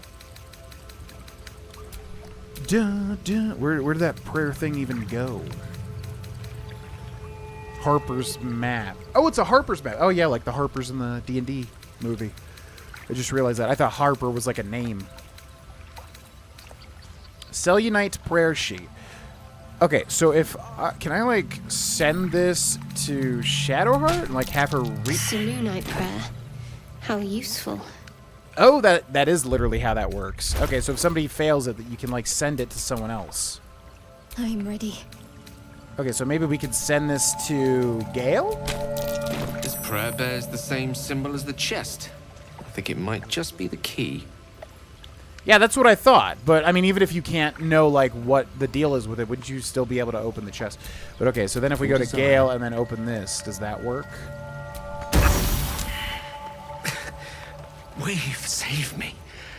I cannot take much more. Okay. Do you have to use the item on it or something? Like, what's going on here? So, Gilded Chest. Pick up and add to wares open, move, attack, throw, examine. How does this work? Medium toughness, Selûne's seal. Made of precious stone and covered in gold, this chest is both sturdy and pleasing to the eye. Okay. I mean, he passed the history check. Selûnite prayer sheet. Maybe now we can read it more? And there we go. Never knew prayer could be so practical. Oh, okay. Yeah, it's really weird. It doesn't change the text, but you have to, like, pass the religion check. Yeah, and then now it's not glowing. No one's stopped me yet. Yeah, weird. Okay, anyways. So then, gilded chest. What do You should you leave hold? it. Oh. Or even destroy it if possible. Leave it or destroy it? Don't be ridiculous. There could be something useful here. This rubbish is an offering to Selûne. At best, it's worthless. At worst, who knows? Could be cursed. Do not trifle with that moon witch or her trinkets. Only trouble will follow. I'm getting the vibe that Shadowheart here does not like Selûne. Selûne. Why do you care so much? I'll do as I please. If you want to try stopping me, be my guest. Ooh. I'll do as I please. If you want to try stopping me, be my guest. Wait, so you can't get... That's funny. You can't get Shadowheart's guidance while you're trying to intimidate Shadowheart, which makes sense. That's kind of funny. Okay, so we need a 10 or higher here, and if we don't get it, that's going to be really bad, actually, I think. Ooh, nice. I'm curious, like, what happens there. Does she just fight us? I don't know. Fine. Perhaps you can sell them for a couple of coins. Yeah, listen. It hurts. Yeah, Shadowheart received and lost the condition Mysterious Sharin rune or something. So she's got a Shar-themed rune that is, like, burning with certain things, which is very interesting. Okay. So, anyways, as I was doing, open the gilded chest. So what do we got inside? We got the Selûnite Rite. This tome describes the ancient initiation rites observed by some who worship the moon goddess Selûne. When a youngster came of age, they would be left to fend for themselves deep in the wilds. There, they would show their skills of navigation and self-reliance, as well as their determination to return to the Moon Maiden's silvery glow. Once they found their way back to their people, their faith and standing as a follower of Selûne would be beyond any doubt. Worthless. I love how she's just such a Selûne hater. Silver necklace, bloodstone, idol of Selûne. Interesting. And then the Moondrop pendant. What is this? Uncommon pendant. Writhing dance. When the wearer has 50% hit points or less, they don't provoke opportunity attacks. The back bears an inscription under a delicate crescent moon. You're a novice no more, Robin. Only right you should carry a little of Our Lady's light with you. Okay. Well, yeah, so you gotta be 50 HP or lower, and then you just don't provoke opportunity attacks, but if you're doing your due diligence, you don't really provoke a lot of those anyways. That's interesting. I mean, I guess we can give that to somebody. Gale will have to absorb some of these items eventually. That would probably be a good one to absorb, honestly, because that's not really all that helpful. Okay, now everybody is not doing great, so I think we go to camp and do a log rest. See if anybody has any talking to do. Yo, what's up, Kerpowie? Welcome to the stream. Welcome to the stream. How the heck have you been? End the day. Yes. You have enough camp supplies to restore all hit points and spell slots. Yes, please. Now, is there anybody that wants to talk to us? No, but we could talk to some people, but... Alright, let's go to bed. So auto-select. And then it auto-selects all the foodstuffs. Yeah, that's fine. You don't sleep well, flitting between dreams and nightmares. Maybe you wake up because you know something is wrong. Or maybe you just get lucky. Oh! No, no, no! No, no, no. No, it's not what it looks like. I swear. I wasn't going to hurt you. I just needed, well, blood. There, in the dim firelight, you see him for what he really is. A vampire, a slave to sanguine hunger. I love that, like, even though this game has kind of janky cutscenes because they have to accommodate so many different types of animations and stuff, I love that they still show his teeth there. That's really cool. Thanks. Is this your first playthrough? So, basically, I think the roadmap was the game released, and we streamed most, if not all, of Act 1, getting to Act 2, and then I stopped.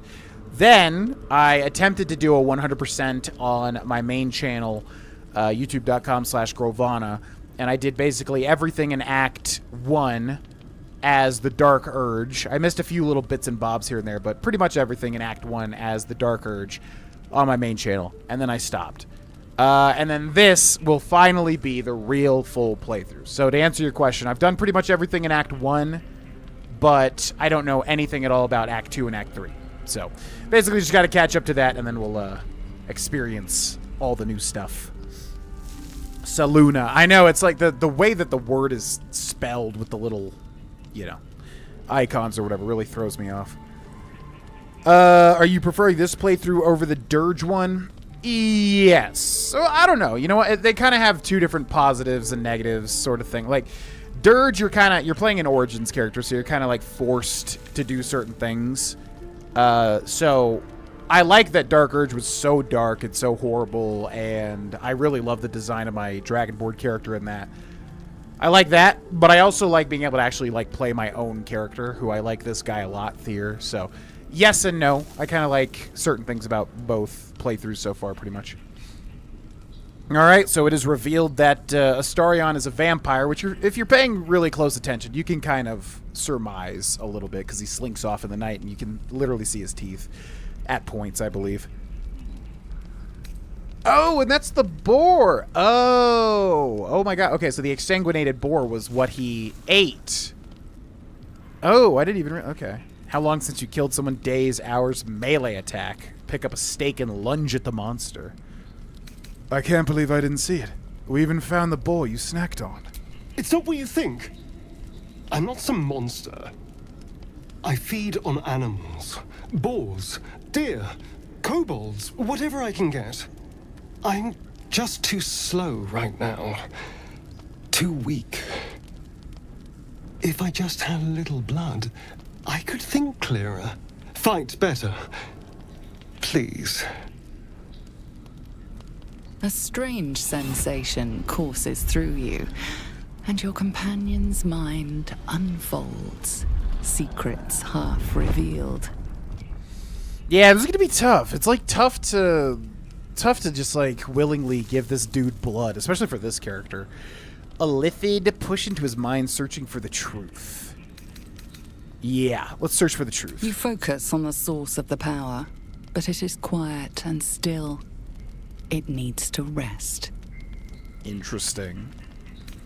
I don't care how much you need. You're not drinking my blood. No, of course. Silly of me to even ask. I'll go and find something on 4 legs to eat, I suppose. See you in the morning.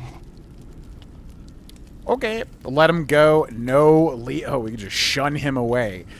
I mean, our character has delved into some dark things, so...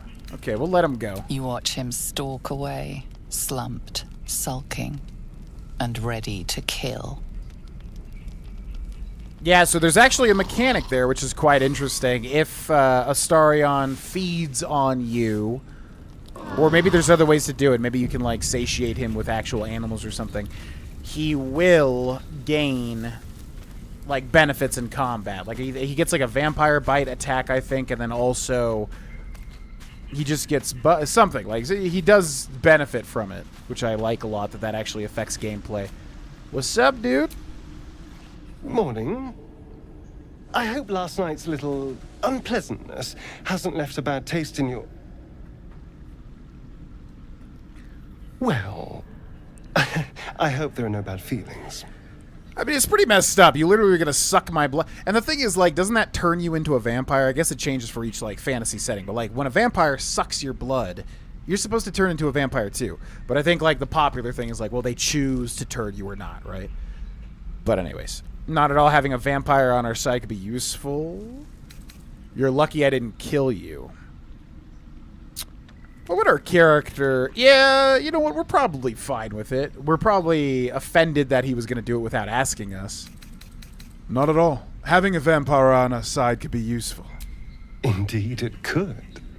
These are very helpful in a fight. Of course, I can't summon wolves or turn to mist like a true vampire. Being a spawn has its drawbacks. A spawn. Okay, don't spoil anything, obviously, but I do wonder, like, if you could make Astarion a true vampire and, like, have him turn into mist and do whatever. Pity. I thought you'd be more powerful. I wouldn't say that. Even the most powerful vampires in history couldn't survive in the sun, but it seems I can. Someone, or something, wants me alive. They've changed the rules. Oh, and he's got the neck bites. Standing in the sun, wading through a river, wandering into homes without an invitation. They're all perfectly mundane activities now. Wading As for through my a other river? quirks, well, we can figure those out in time. Yeah, so it seems like it's classic vampire stuff. He can't enter a home without being invited. He can't wade through a river. I don't remember that being a thing. And normally you wouldn't be able to go out into the sun, but someone changed the rules, which is pretty interesting. What's causing this? The Mind Flayer's parasite. That's my theory, but who knows? I'm just glad you're being sensible about these revelations. I was worried people might turn up with torches and pitchforks.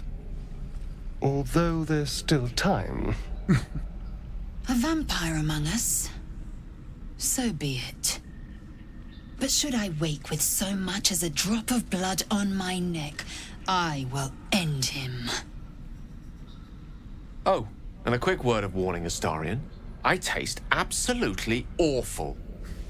Keep your distance. Yeah, I'm surprised Lae'zel's so accepting. Enough. We need him, like it or not. He's not wrong.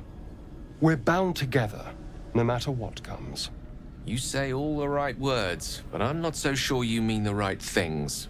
Still, I will respect the decision that was made. There now. We're all friends again. Shall we go? There's a long day ahead of us.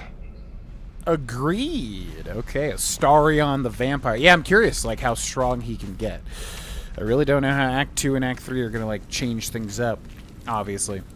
You can bite enemies in combat to get the satiated status.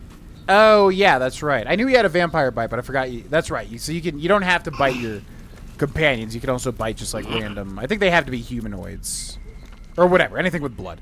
And then, yeah, he gets the satiated status, which I think does something. If you don't do that, he's not as powerful or whatever. Which I did use at points. Okay. Leave camp. Let's go. That is indeed a kitty cam. Yes, this is my little cat, Yen, here, who's a tuxedo kitty. Named after Targaryen, one of the great houses of the Song of Ice and Fire series / Game of Thrones. I'm trying to... She loves sleeping in angles that I can't get the camera on her. Come on. Come on. There you are. You can't hide from me. And I got another cat down here to my bottom left, who is a gray tabby cat named Greyjoy. And we also have another cat, which we just adopted, although we're trying to rehome her because she was begging for help, called Tully. Who's a little sweet old lady calico cat. So we have a lot of cats in the house. I think a vamp has to bring you to 0 HP with their bite, then heal you? Wait, that's like an actual An mechanic? intricate device crafted by Malar, our most gifted artisans. I am sworn to say no more. That's an actual mechanic? I thought... I was just talking about, like, vampire lore in general. There's an actual... Not in the game... Oh, in D&D lore. Oh. A vampire has to bring you to 0 HP with their bite and then heal you. Interesting. Yeah, we went up against a werewolf in our last campaign. Oh, my back has an itch. We went up, it was actually a really funny situation. Okay, let's go see Karlach, who's over here. It's actually a really funny situation. We, like, I think we were trying, because I was playing a rogue tiefling, and we were trying to, like, sneak into the back of, like, a shop, and then there was, like, a dude in the back that looked like a human, but in reality he was a werewolf. And I'm pretty sure he turned my character into a werewolf. I'll take that. But there was some way that I got cured pretty quickly, so I didn't get to experience any sort of, like, werewolf mechanics or whatever, but that was interesting. Okay, wait. We need speak with animals. Beautiful. Okay, we got a little doggo over here. What's up, Scratch? Keep moving, stranger. Quietly. No need for the aggressive tone. What happened here? I told you to go. Relax, relax. If I wanted to hurt either of you, I'd have done it already. Okay, always add guidance. DC of 15. Oh boy. Nice. Very nice. Perhaps that's true. Your scent is thick with blood. Still, you should go. My friend is injured. He needs rest. Your friend is dead.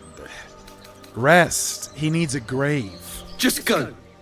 I won't ask you again. Oh, come on, man. I'm trying to roleplay, but it's making people angry at us. Okay, so if we loot this guy, Gomwick, he'll definitely get mad and attack us, I'm pretty sure. Is there no way to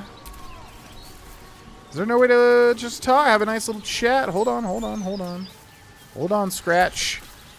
Leave us alone. There's definitely more that you could do with this dog, I'm pretty sure, but I guess we were a little too rude to him. Ah, well. Such is the life of roleplay. Nice, I have two myself. Yeah, I never considered myself a cat guy, but I've had these two for a while now. I love them to death. But yeah, we'll probably get a dog at some point, I would imagine. I've always wanted a dog too, but for now, these cats do the trick.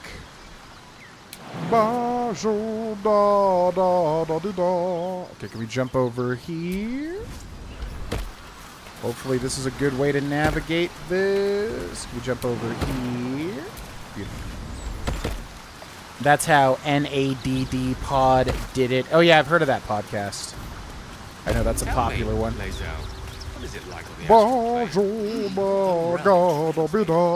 Alright, so we're hunting down Karlach, who Will was hunting down. And she is close. We can see blood on the ground, and there's a tiefling over there across that little thing. The nice thing about letting him feed on you is you can always start the day with him having the buff, and removing your debuff is so easy. Oh, I didn't even know you got a debuff from that. I love how game mechanics like that try to capture narrative and fantasy elements. So cool. This game is just, it's masterfully done, man. It's the only way something like this would have worked and also been a masterpiece. So, hats off to Larian. As usual. Hi there.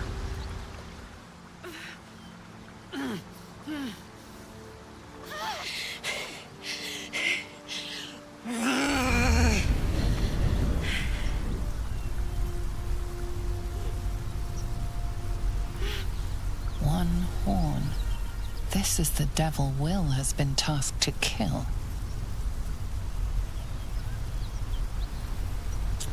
Okay, so we've got a one-horned tiefling devil woman, who you can probably tell a little bit is a barbarian based on her getup here. Tiefling. You there, are you from Elturel? I know that stink anywhere. You've come from the Hells. You there, are you from Elturel? Me? I wish.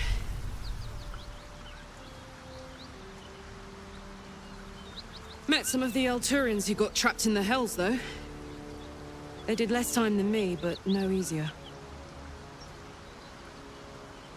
Oh, fuck me. It's you, from the Nautiloid. Please tell me I found you before those so-called paladins of Tyr did. It's you. Man, everybody knows each other. First, I'd like to know how you controlled those flames. I don't remember you from the ship. Where were you? Haven't met any Tyrans lately? What's a Tyran? What quarrel do you have with the... Oh, the paladins or whatever, the Tyrans. Haven't met any Tyrans lately. No. Good. Great. Glad I don't have to kill you. A great heat roars through you. Her heat, fiery as the hells. Then you're lost in visions of demonic armies as you tear through a landscape of fire and blood. The Blood War. You saw it from above as the Nautiloid passed through Avernus. This woman was on the front line. What was that? Yeah, so I don't know anything about this. Like, yeah, because Eltura was like a home of tieflings, and then it got sucked into hell or something, and they had to, like, fight. Or they used her as, like, some sort of commando or something. It's the tadpole in our heads. You're a devil, a soldier in the... Yeah, what's the Blood War? Gotta get a history check on that. It's the tadpole in our heads. It connects us. Fuck's sake. Mountains as far as the eye can see. Guess that explains the voices. From that peek I got into your head, you've made some inroads trying to get the thing sorted. But alas, no joy. I'm Karlach. And you are... Aww! Karlach, I met someone named Will who was hunting you. He said you were a devil. Karlach, I met someone named Will who was hunting you. He said you were a devil. Thought I'd lost the Blade of Frontiers on the Mind Flayer ship. Well, if it isn't obvious by now, he's wrong about me.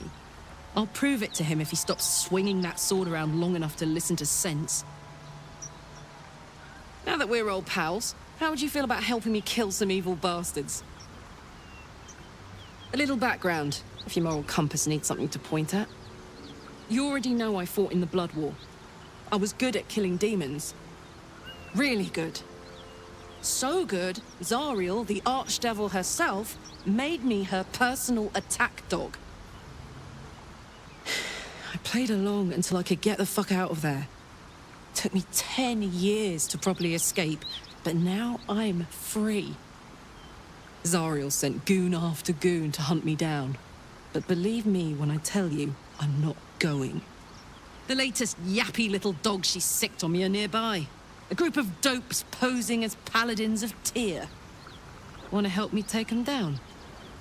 Oh, so wait, Zariel is one of the subclasses of a tiefling, right? You could be a Zariel tiefling, which is the yellow one, I think. And then there's Mephistopheles, which is what we are. And then there's Asmodel, which is the red ones. So interesting. So Zariel is actually like a character in this, or at least mentioned. Okay. So you want me to kill the people hunting you? Don't worry. I'll lead the charge. But I could use your help. There's a lot of them, and only one of me. After that, we can team up.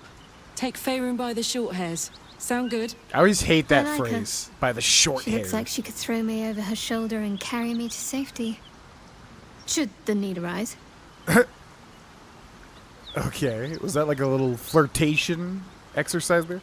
I'm not sure if you could become a vampire, but maybe a mod if not, and no comment about what is possible with Astarion. Yeah, I saw something. Like, I've seen rumblings about this game, which I don't really know how to make sense with, because obviously I haven't gotten there yet. But I saw something with... I know that Astarion's story gets insane, and I'm sure they all do. I'm sure all the companions, have a crazy arc or whatever. But I've heard a few rumblings about specifically Astarion. I know things get pretty interesting. So, I wouldn't be surprised if, he could become like a very powerful vampire. Although, I don't know. Maybe you cure his vampirism. No spoilers. I like Karlach's design, especially the way she's glowing with the suppressed fire. Yeah, she's my favorite companion. But now that I'm playing this again, because like as soon as I saw her, I was like, oh, that's who I'm romancing immediately. Cool devil chick, definitely. But I don't know, it's tough. I like all the characters. They're so well done. you know? But, yeah, her design's really cool. Why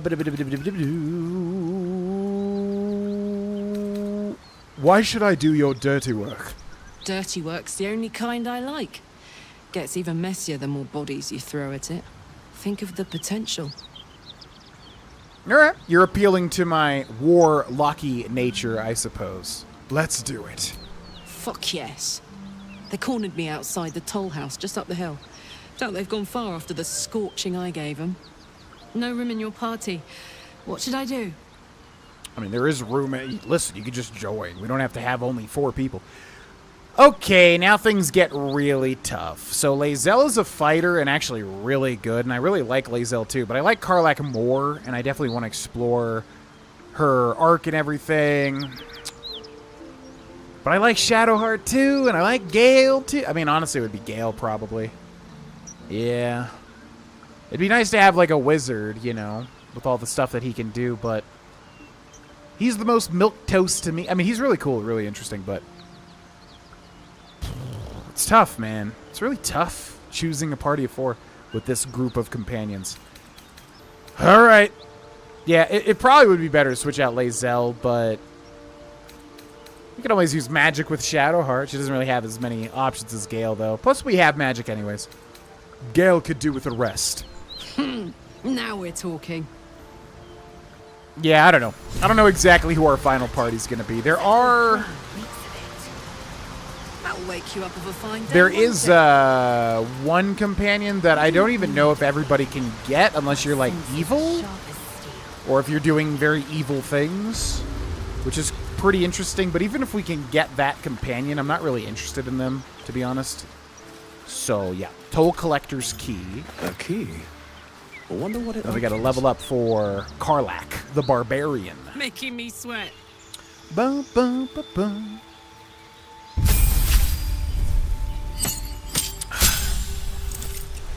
Who are you going to romance? I don't know. It's so tough, man. I like Karlach a lot. She was definitely who I was going to romance in the, you know, first time I ever played this game. As soon as I saw Karlach, I was like, oh, that's the one. Easy peasy. So I like Karlach a lot. I mean, Shadowheart, too, I like a lot. Lae'zel, too, I like a lot. Probably not Lae'zel. She's a little too, like...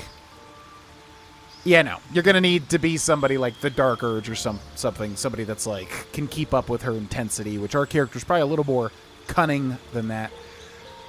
So, yeah, probably not Lae'zel. There is that other woman who we did romance with Dirge. Dark Urge. But, I'm not into her. Her voice is very weird. Nothing against her. Just not my type. So yeah, probably between Karlach and Shadowheart. I don't know. It's gonna be tough. It's gonna be really tough. There might even be other romance options that aren't even like, you know, main party people. Okay, Barbarian level 2. Health increased by 9? Yeah, 9 I believe. Danger sense. You sense when things aren't as they should be. You have advantage on dex saving throws against traps, spells, and surfaces. To gain this benefit, you can't be blinded or incapacitated. Interesting. And I do not know how barbarians work at all, so we got to read all this. Reckless attack. Until your next turn, you have advantage on attack rolls, but enemies also have advantage against you. Oh, okay. Yeah, warriors are typically very easy. Very simplistic level ups comparatively. Not going to backseat, but would you consider mods via built-in mod manager? You can increase your party size. No, simply because for any like first dedicated playthrough of anything like this, I really want to savor it and I want to play it the way that the developers made it. I know there's a mod menu and I'm sure it'll be like easy peasy, but I just... That interest to mod a game is just not in me. Especially if it's like my first, like, oh boy, Baldur's Gate 3 first blind playthrough. It's like basically 0% interest in modding. I have a love-hate relationship with Gale. Interesting. I feel like Gale's really likable. I feel like a lot of people I've heard really like Gale overall. Just because he's, you know, he's the nice one. But maybe he gets really weird. I don't know. If you swap out Gale, you totally have... I know... I know, I was thinking that too. I was like, gosh dang it, now it's like one dude with 3 women. How does that look? I know. Yeah, we kind of need a dude in there to balance it out. It's just tough, man. It's really... This is a very hard game to, like, figure out who you want to take with you. Because I want to use Will, too, because I don't know anything about Will outside of his cutscene back at camp. Crushing on Karlach. I mean, who wouldn't? Let's be honest. It's a bi-person's paradise. Yeah, I think you can romance anybody, as anybody, in this game, if I remember correctly. Yep. But I know there's a lot of really great... I'm sure there's a lot of really great mods that make the quality of life so much better. But that's just the way that I am. Barbarian level 3, you get specialization, health increased by 9 again. So yeah, because of her constitution, I think, she's getting higher points of health per level. Additional rage charge, you can now rage more times per log rest. Yeah, rage is basically like the wild shape for the barbarians, I guess. It's like their big thing. Speak with animals. Gain the ability to comprehend and communicate with beasts. Ooh, that's interesting. Because then that means we could switch out that, if we can switch out, which I guess we could respec, but... Because, yeah, speaking with animals doesn't really fit my character, but it's just so good to have. But yeah, she just gets that, so that's good. Gain the passive. Bestial Heart. Alright. So she gets a subclass. What do we get? We get Wild Heart. Your attunement with nature and its beasts inspires your rage, empowering you with supernatural might. You get Speak with Animals, which we already have, so this is useless. I don't know. I mean, yeah, I don't know if we have to respec my entire character to get rid of that. If we use Karlach permanently, then it would be nice to switch that. And you get a passive Bestial Heart, which it doesn't even tell me what that does. Berserker. Violence is both a means and an end. You follow a path of untrammeled fury. What the heck is that word? I'm going to look that up. What's untrammeled? The heck is untrammeled? Untrammeled. Not deprived of freedom or action or expression, not restricted or hampered. Interesting. Slick with blood as you thrill in the chaos of battle, heedless of your own well-being. You get Frenzy. Your rage turns into a frenzy. You gain Frenzied Strike and Enraged Throw. You can also make an improvised weapon attack as a bonus action. Gain resistance to physical damage and advantage on strength checks and saving throws. Holy God, what the hell? Rage ends early if you don't attack. Oh, that's right. You have to attack when you rage. That's right. Or it ends early. Or or you can take damage. Oh, you can't cast or concentrate on spells while raging. But this wouldn't be a spell user anyways. It's a bonus action and a rage charge. We get Frenzied Strike, which I think we saw with Lae'zel, right? No. As a bonus action, make a melee attack with your equipped weapon. It will cause a stack of Frenzied Strain on the Barbarian. What the heck is that? Enraged Throw. Pick up an item or creature and throw it at a target, dealing additional damage and knocking it prone. Your strength affects how much weight you can throw. Heavier items deal more damage. The damage of thrown weapons is the same as the weapon's melee damage. You also deal additional damage based on your strength. Prone 1 turn? Oh, that just means we make somebody prone. Okay. Well, that sounds like her.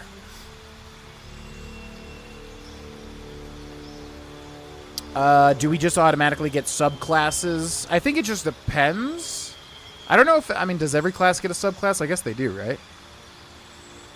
Probably. I think it all just depends what level... You know, every class in D&D just has so many different things. Like, you get superiority dice on the fighter. You get, you know, the rage stuff on the barbarian. So I think it just depends when you hit a certain level. Or maybe you do get subclasses at level 3 for everybody. I guess so. I think.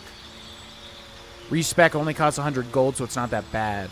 I'm just wondering, do you have to respec to just do that one specific thing? Or is there a way to just switch that? Your character is pretty handsome, so it's feasible for him to have a harem of girl bosses. Yeah, I always make, I try to make handsome characters. I think Thier's looking pretty good. I agree. He's a handsome tiefling man. Wild magic. The wild influence of magic has transformed you, suffusing you with an arcane power that churns within you, waiting to be released. Rage, wild magic. Enter a rage that releases all the magic roiling inside of you, causing a random magical effect. Gain resistance to physical damage and advantage on strength checks and saving throws. That sounds horrible. I can just see that literally blowing up in my face. Anytime I hear random, I'm like, oh, no, because my luck is horrendous. No, thank you. Magic awareness. Anyone within range adds their proficiency bonus to saving throws against spells. Interesting. Well, yeah, I mean, it's definitely Berserker, without a doubt. Absolutely. Okay. Legacy of Avernus, which she gets from being a Zariel Tiefling. Searing Smite. Weapon damage, 2d6 fire damage. Deals an extra 2 to 12 fire damage and sets your target on fire. Takes 1 to 6 fire damage every turn. 10 turns. Melee takes concentration. You get it back on a long rest. It's an action and a bonus action. Man, okay. It's like a ton of requirements there. Alright! And we've got our harem. Yeah, would we want to switch it out? I don't know. What? It's just, I don't know. The girl characters are really cool in this game. Like, they're really, really... Like, Astarion's fantastic. Gale's a little kind of... He's got some interesting stuff, though. Like, they really do give him some crazy stuff. Will, I don't know much about, but we got the whole Warlock thing going on with us anyways, so we don't really need another Warlock. But yeah, the girl characters are just really cool. It's tough choosing. Limiting my party size really helped me focus on tactics, group comp, contingencies, etc. It's proving helpful now that I'm in my honor run.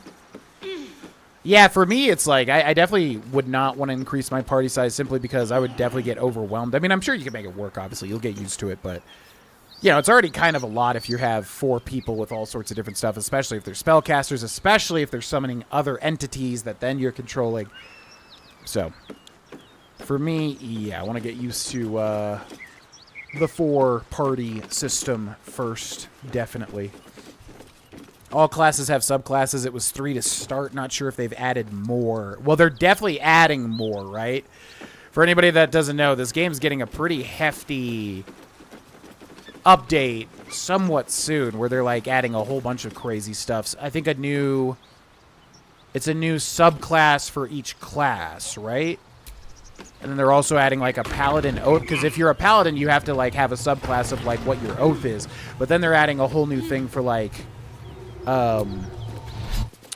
yeah, if you break your oath, you become an oath breaker, which already existed in the game, but now they're adding like a whole nother oath breaker thing. So it's just crazy, man. I was like thinking like, man, it kind of sucks starting this playthrough early because it would be cool to capitalize on the hype of that new update, but I just want to play the game, so who cares? But it would be cool to see that new stuff also.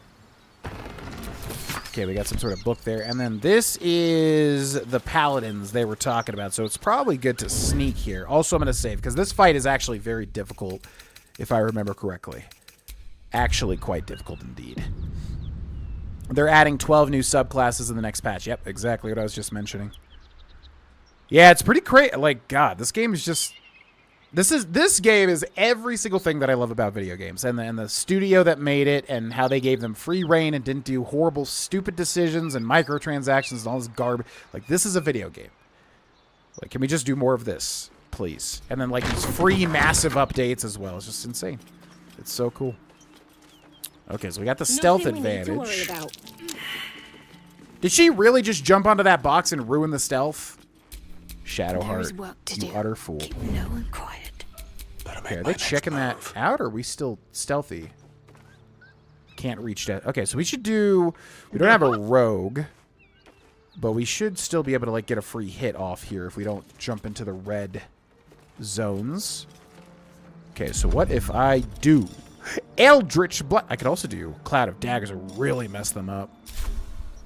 Yeah, Cloud of Daggers might be the option here. I don't even think you can talk to them. Actually, let's try talking to them. Maybe you can talk to them. What's up, guys? I'm here to kill you, but hey, listen, if you want to give up, that'd be cool too. Please, no more. Leave us in peace, and oh, we you shall can't leave talk you to in kind. Okay. Anders. Cut the crap, Anders. I know what you are. Don't let her hurt us. Please, we just want to go home. Don't let her hurt us. Warlock would have to respec because you don't have prepared spells. Okay, well, we didn't take the bestial thing anyway, so it doesn't really matter. I think Sorcerer is level 1 for subclass, at least in real D&D, since it's where you get your magic from. Yeah, I was going to say, because when we first got Gale, you chose his subclass, right? But that's wizard. I always forget if Gale's a wizard or a sorcerer. But Gale has to choose his school or whatever. I don't know. It gets confusing as hell. I played with my friend for the honor run. It made it nice only having 2 people to worry about. Do an honor run when they release the update. Yeah, wow. These honor runs are like way more popular than I would have thought. I know we had a bunch of people in the Discord doing their own like honor runs. What's up, Mark, who says, did you take the level up that gives you the familiar summon? If so, have you summoned any familiars yet? You know what? I haven't, have I? Why have I not done that? We took that, didn't we? Oh, wait. Was that on Gale? Wait, what did we take as the Warlock thing? Because I don't remember that even seeing that in our wheels. Yeah, I'll have to check that. Yeah, we have not, because I was going to summon that weird-looking imp thing. Not the imp, but the other thing. Okay. Don't let her hurt us, please. We just want to go home. Detect thoughts, probe his mind. Assess his posture, his eyes. Is he telling the truth? You could drop the act. I know you're... Yeah, because these guys are supposed to be paladins, but they're really servants of Zariel, who's like an archdevil. Okay, let's detect his thoughts. Now, we can also... There's a detect thoughts potion. The hell was that? Okay, we need a DC of 11 here. Ooh, got it. Blah, blah, blah. Reveal thy thoughts to me.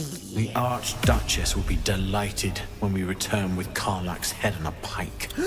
He's a liar. He's a liar. You don't fear Karlach. You want to kill her on Zariel's behalf. I never was good at playing the coward. There is no beast here or in the hells I fear. Not with her ladyship's protection. Least of all this dog. You do well to reconsider your alliance with this animal. She destroys all she touches.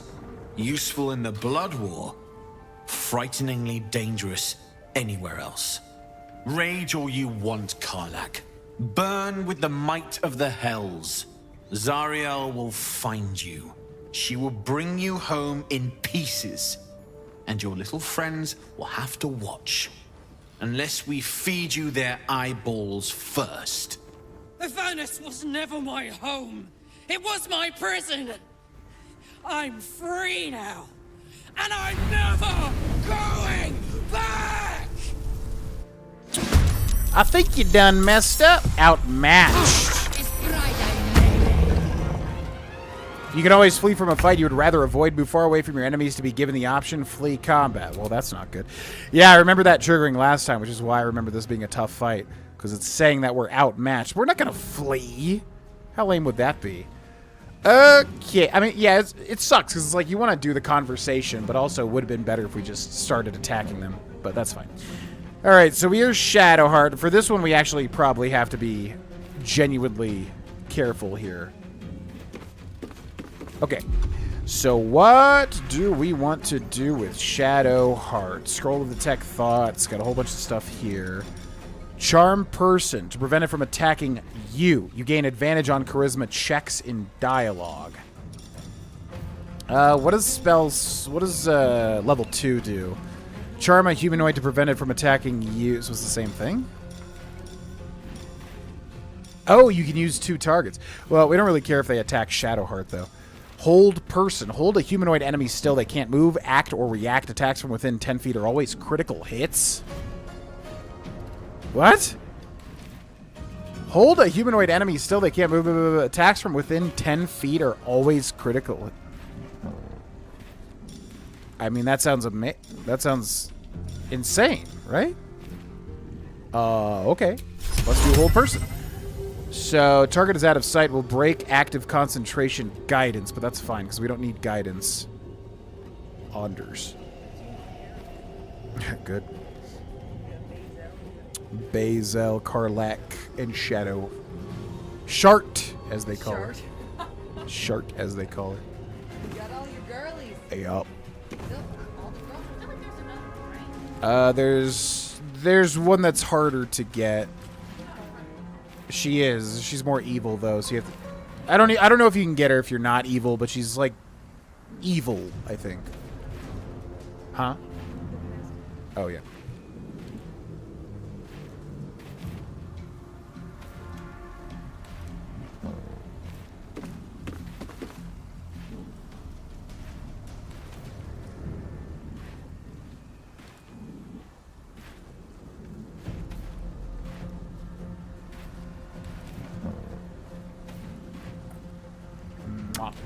Good, thank you. Alright, so if we come down here, we should be able to use hold person.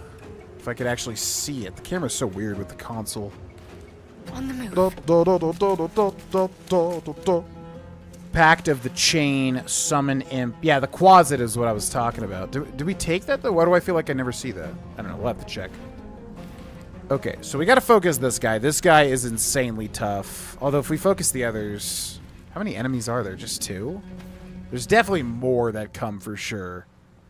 I think. I could be wrong. Okay, I mean, hold person sounds amazing, right? Hold a person. It's a level 2 spell, so that makes it 20%.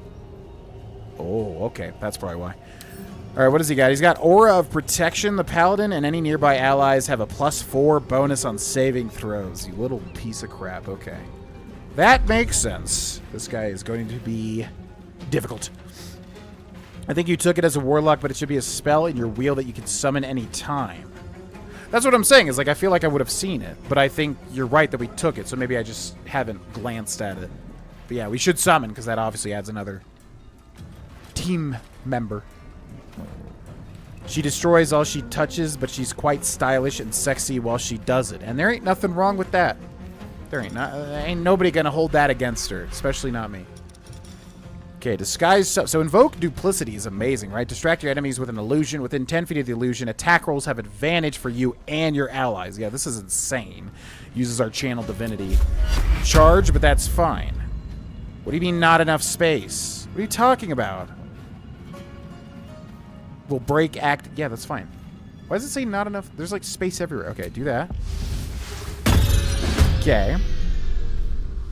So then we still have a bonus action. Now, Karlach and Thea have already taken damage, but we can use Healing Word. Heal a creature you can see, which would be great. So if we press L2, we can see Thea is missing 7 points of HP. Meaning, if we go to this and then go to spell slot level 2, 5 to 11 health or 4 to 7. So, yeah, we'll do a bigger heal on Thea, who we can definitely see. Take 2. Back up to full with a +10 heal. Fantastic. Okay, now do we want to move her anywhere? We'll move her a little bit over here. Enter. Oh my word. Okay, now we get to play as Karlach. The new girl. Forgot to say, little man wants to meet you too. Yes. Yeah, I was gonna say we had to set something up because obviously the D&D squad has met the little man, but yeah, Cindy has not. So yeah, we'll have to set something up for sure. I was thinking the same thing. I think last D&D session. Is GV assembling the D&D equivalent of Charlie's Angels? I don't want to. We're probably going to have to switch it to 2 to balance it out. It is kind of weird having 3 women. But, again, they're cool characters, so I don't know. We'll have to figure out what the best situation is. Alright, so what do we got with Karlach? I don't really know much about barbarians. I don't even think I've ever played a D&D campaign with a barbarian in the party. Even with the one-shots. Could be wrong about that. But yeah, what do we got? We got Legacy of Avernus. So what is this? This uses an action and a bonus action. But it's pretty good, right? Searing Smite for 10 turns? Deals decent damage. An extra 2 to 12 fire damage. Set your target on fire. Takes 1 to 6 fire damage every turn. Okay, that would be really good against this guy. If we get that going. Plus, we should have advantage using that, right? So we go over to this guy. And with Invoke Duplicity, we now have advantage. So that would be huge. Legacy of Avernus, Searing Smite. 84% chance this better land. Beautiful. Okay. Big hit, 15 damage there, plus he's on fire now. Searing Smited for 10 turns. Not bad. And the turn. And the turn. He gets the save. Ooh, get critical. Missed, boy. Okay. And he just instantly killed Karlach. And he is running for it. What the heck? Yeah, there's a guy back there, too. All right. Well, that's horrible. Karlach downed. Hunter's Mark Quarry? Who put a Hunter's Mark? Yeah, we need to kill this guy ASAP. This guy gets so crazy. And they got the stupid... Man, everything that we put on somebody, like, they get the save instantly. Like, we've never had, like, anything, like, get past the save. So annoying.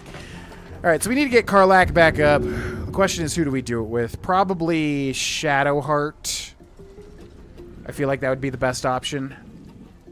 Yeah. Okay, so do we have that summon? What's the... Oh, Cloud of Daggers would be huge here, though. Oh, is it this? Find Familiar. Yeah, it's this, right? But you can only use it out of combat. What? Oh, that's... Okay. I didn't realize that. That kind of changes it. Yeah, because it would be Find Familiar and then find that thing. Okay, Cloud of Daggers huge here, right? Conjure a cloud of spinning daggers that attack anyone inside, and then that person's going to try to run in. And if it hits that person in front, too, that is massive. Yeah, Cloud of Daggers over... Oh, my God, that's going to be huge. So this person's going to try to run in. Do they have any other option to get in here? They could run out, climb up the ladder, and then come above. But I think we do this right here. And then they take damage initially, and then they have to take damage getting out of it as well, which is amazing. And it lasts for 10 turns.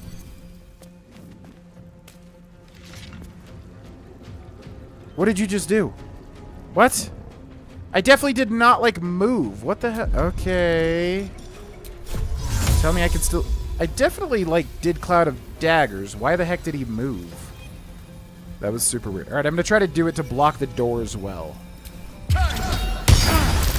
Yeah! They both get the saving throw, for the love of God. At least one time. Come on. We can also Misty Step with our bonus action. I keep forgetting Misty Step is a bonus action, which is huge. Shove, dip, and then we've got this stuff here. Wizard's Bane Oil. Coat your weapon in oil, but we'd have to attack with this, obviously. Thane's still full HP. We can't throw a potion of healing. Or wait, can we? Wait, can you do that? No. Throw is an action. But we could coat our weapon or use one of these potions. Fire resistance. You gain resistance to fire damage you can no longer burn. This elixir can be thrown at a target to apply its effects. Well, we really... Yeah, we don't know if they're going to use any sort of fire thing. No real reason to Misty Step. Okay, entered. Victory awaits. And then we got Miss Lae'zel. Is it even possible? Because if we could get, like, right here... We could hit this woman and probably kill her. The question is, can we, like, jump down there?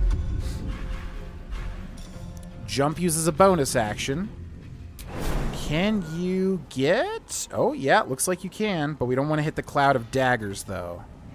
Okay, so get, like, right there. Now I'm pressing X. You see? So don't do anything I didn't tell you to do. Beautiful. Excellent 4. Okay. Now we still have our action. And we have our action surge as well. How much HP? Oh, you've still got a lot. Okay. So. Oh, sweeping attack. Dang. Well, we can't really get into the Cloud of Daggers, though. Disarming attack. Ooh, yeah. Focus your shot on your foe's hands and possibly force them to drop the weapons they are holding. Uses superiority dice. 20. Why do we have disadvantage? Target is too close? Oh, wait, because that's disarming attack. Wait, why is that ranged? Huh? No, just don't. Yeah, disarming attack melee. Okay, why would that? Okay. 55% chance. What else do we have? Main hand attack, disarming attack, action surge. Unfortunately, no way to get advantage here, I don't think. Oh, yeah, we got that spider egg, too. What is going on with the spider? I don't know what the spider egg is. We might want to save it. All right, disarming attack melee. We're likely to land this. Oh! Oh, yeah. We broke their concentration for the Hunter's Mark thing, And they drop their weapon. So now they have to spend an action to pick up their weapon, too. And then we can action surge. And then we can just do a melee attack, I guess. Is there anything better? I guess we could do lacerate or rush attack. Yeah, might as well use lacerate. 55% chance to hit. Misses. Yeah, let's figure that much. Okay, and then we got Cyril, who takes the Cloud of Daggers damage for 6 damage. Uses Hunter's Mark Quarry on Lae'zel. I don't know anything about Hunter stuff either. So not really sure what the Hunter stuff does. Okay, now with Shadowheart, we're going to use the help action to raise Karlach up from the dead. And we can still use a bonus action here. Oh, yeah, Healing Word. Yeah, Healing Word is so good because it's a bonus action. So good. Okay, we use Healing Word on Karlach. Heal for 9. Okay, then we'll come over here just in case they do some sort of AoE. End our turn. Now we've got Karlach. Okay, so does Karlach have any sort of, like, AoE thing? Oh, that's right. They only get a bonus action because they got raised up. So what could we do? Frenzy. Applies Frenzy for 10 turns. Your rage turns into a Frenzy. You gain Frenzied Strike and Enraged Throw. But you would still have to rage, right? So I think instead we just drink a potion of healing.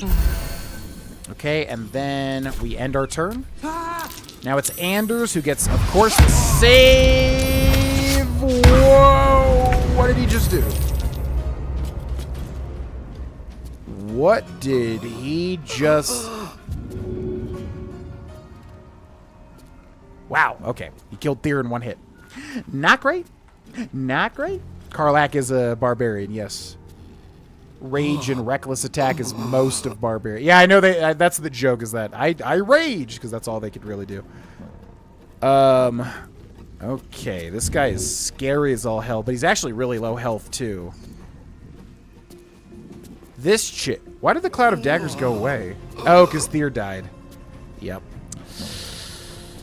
Ooh, what do we do here? We're Lae'zel. We don't have the extra attack though. No, where's the thing? Sweeping attack. Oh my god, it's perfect. Swing your weapon at a rapid sweeping arc to attack multiple enemies at once. It's so perfect. Oh my god, it's literally meant for this. It's so perfect. Okay, so move in the middle of them because I don't know exactly where the range is. No, I took away Invoke Duplicity. Oh, wait. Okay, hold on. God, it's like always something. You like try so hard to be smart and then you always miss something. I don't know if that mattered for that, though. Did it matter for that? Okay, so if I use sweeping attack. So it just goes around her. Okay, do it. Huh? What did that do? It didn't even hit the other two. Excuse... Huh? Swing your weapon at a rapid sweeping guard to attack multiple enemies at once. It didn't even hit the other two. What? I knew it too. I was like, it's too good. I know it sounds like it's going to be amazing if it hits, but I know something's going to go wrong. So silly. You can throw a potion, but throw it near your companion, not directly at them, or they will take damage. Oh, particularly good if they're grouped together as well by throwing it on the ground as multiple companions get the benefit. Oh, yeah, that's like a Divinity Original Sin thing. Hunter's Mark gives an extra D6 to the quarry. That does not sound... You would think that would be higher damage. Yo, have a good lurk, Memphow. Yeah, it's a good playthrough. Hope you enjoy if you watch it. Why did that not hit them? Did we just miss all 3? That was so lame. Oh, well. Okay, bonus action. So I could pommel strike, and if it actually lands, we could kill this one. 55% chance to land. Come on. Nice. Okay. All right. So if we move, we get an opportunity attack, so we end our turn. Cyril went for the illusion, actually, which is perfectly fine. This guy's so scary. Anders. I don't... Yeah, Cyril's a traitor. Like, I don't even think Cyril's a big deal at all. So... I could go and pick up Tyr as our action, and then still have a bonus action, and then Healing Word. Yeah, that's probably the move here. Okay, Thea is back up at 1 HP. I've got still another healing word, or I could throw a potion, I guess. But you would have to use your action throw, right? That's the thing. Okay, so I think healing word... Wait, what? Healing word... Why is it not asking me... Oh, because we only have a level 1 spell slot now. So is it even... I mean, honestly, Thea's going to take more damage than what this would heal anyways. Is it even worth it to use this on him? It might be better to just use it on Karlach.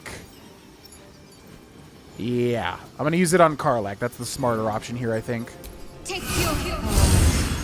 Okay, heal Karlach a little bit. End turn. Heating up. Now we got Karlach. What can we do with Karlach? Reckless attack. Where's the... How do you rage? Must be in... Oh, so this is rage. Okay, so frenzy is just the rage, right? Your rage turns into a... Oh my god, Greyjoy, your hair gets literally everywhere, dude. I love you, though. Okay, so this is the rage, right? Your rage turns into a frenzy. You gain frenzied strike and a rage throw. You can also make an improvised weapon attack, blah, blah, blah. This costs a bonus action and a rage charge. Until your next turn, you have advantage on attack rolls, but enemies also have advantage on you, and this is also an action. So how does this work? So I guess we just frenzy, but then I can't even make my way over to them. Like, I'm literally going to be, like, right out of range, which is so annoying. Greyjoy, your hair is everywhere, dude. Ugh. Okay, so we could use a bonus action jump and just try to hit him, maybe. Maybe that's our best option. Yeah, let's jump right into the middle of him.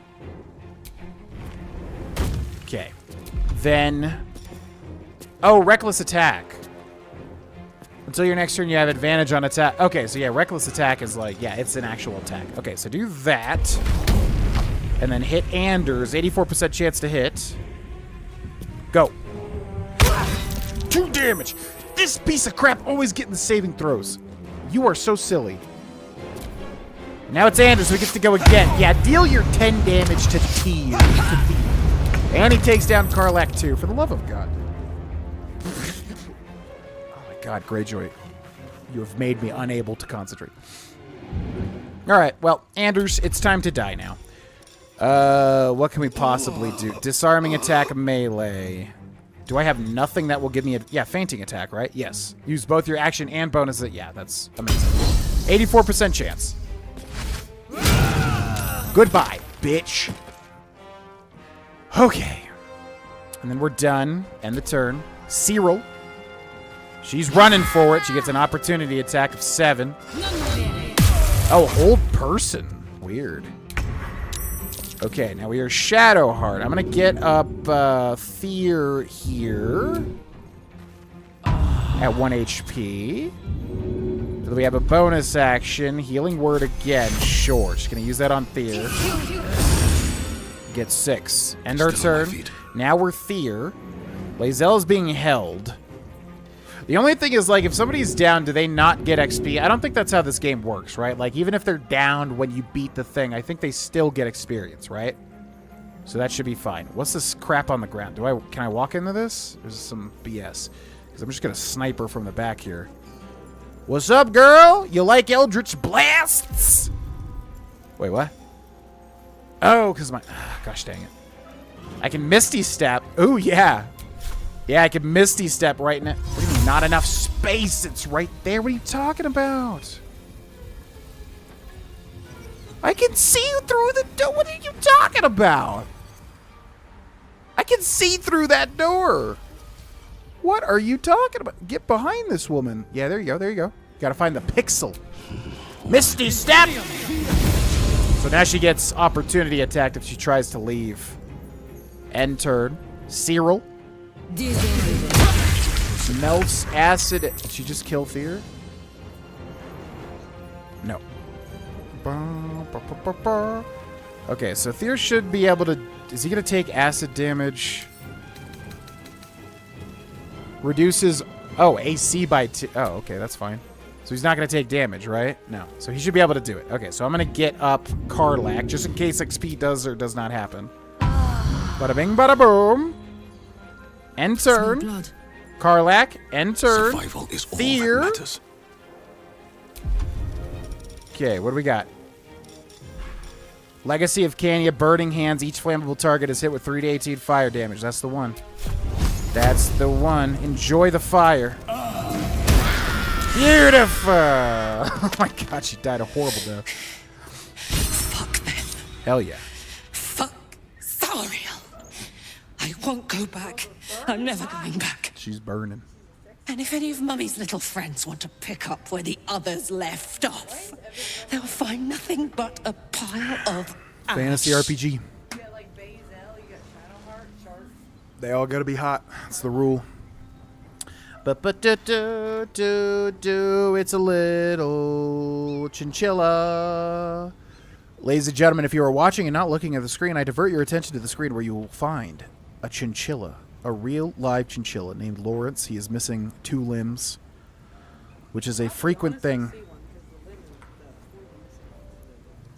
It's a frequent thing for chinchillas to miss limbs because they will bite them off.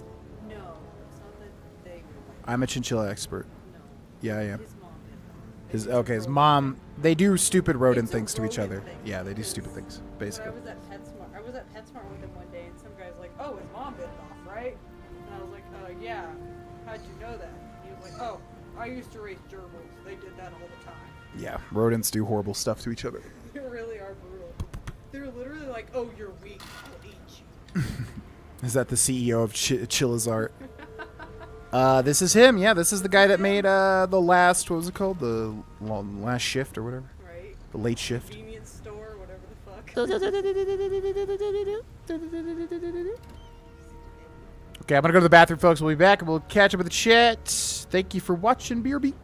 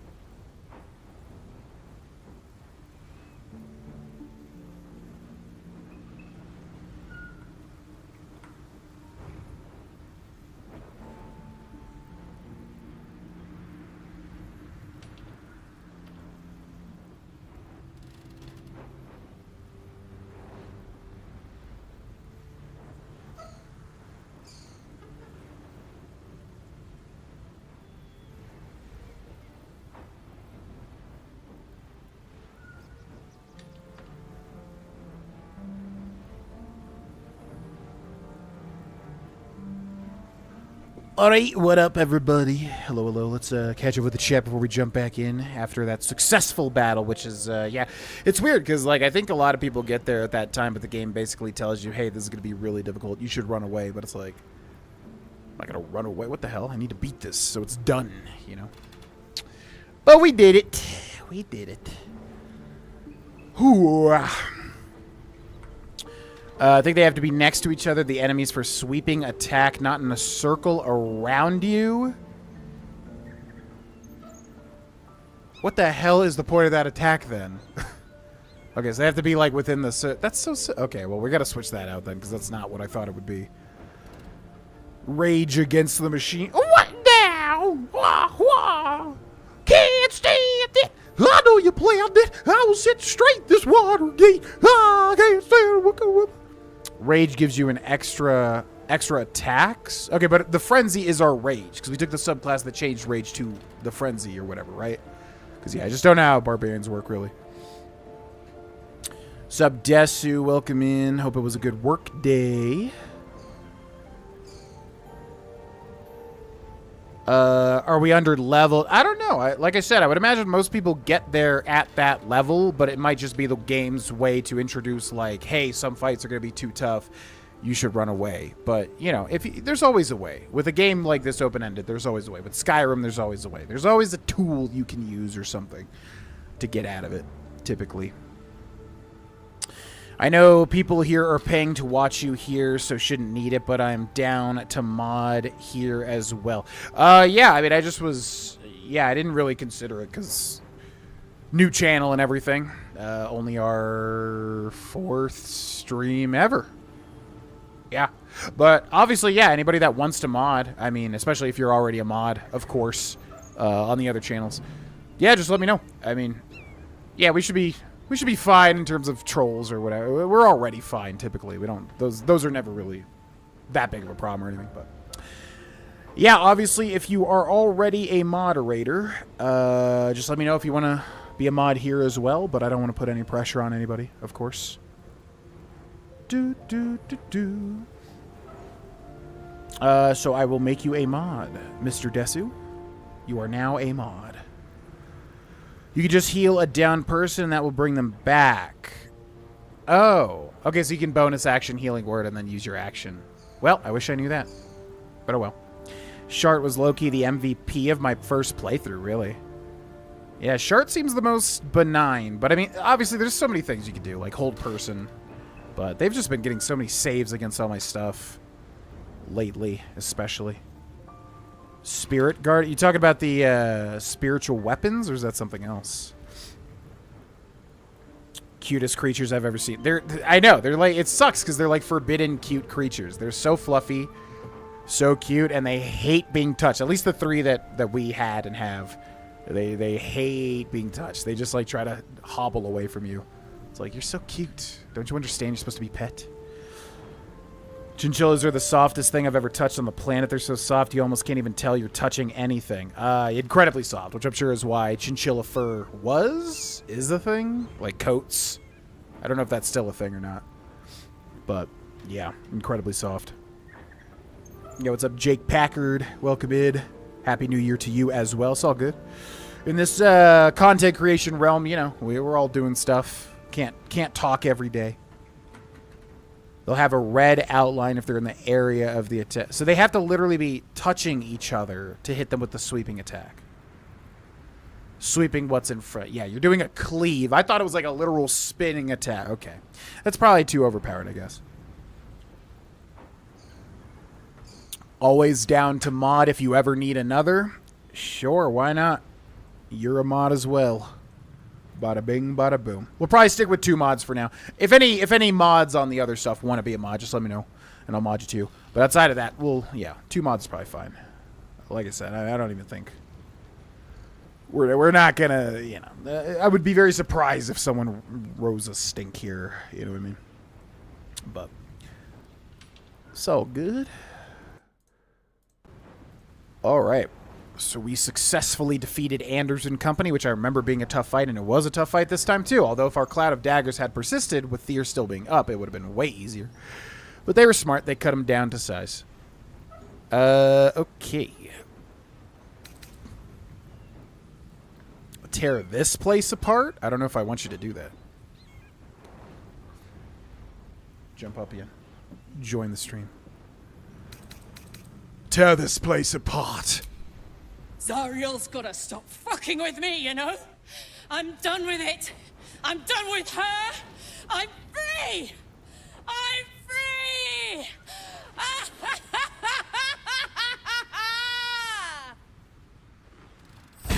Okay. Barbarian rage to keep raging. You have to attack an enemy. What is...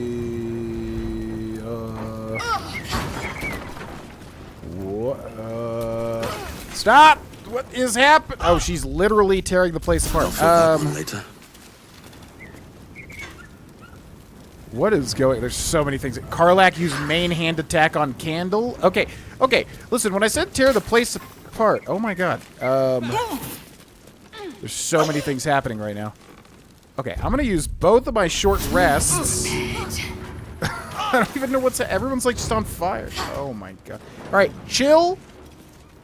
Chill. She's literally just destroying the whole place. I mean, I appreciate the flavor, but can we shut that fire off? You're like... Oh, she's surviving. Okay, ladies, come over here. Ladies in the corner. She's doing her thing. Okay. Well, if I knew that that was going to happen, I would definitely not have told you to tear this place down. Also, what? There's an enemy back there? What is that? Oh, they're like knocked out. Trin. Wait, why are they knocked out? Oh, we pommel strike, so she got knocked out. Weird. Is this your first time on the Sword Coast, Lae'zel? Yes. It is much more... Okay.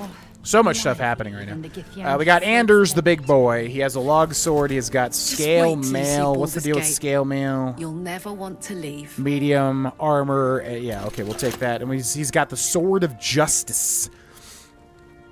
2 to 12 damage, weapon enchantment +1. Tears protection, level 1 abjuration spell. Proficiency with this weapon type unlocks the stuff.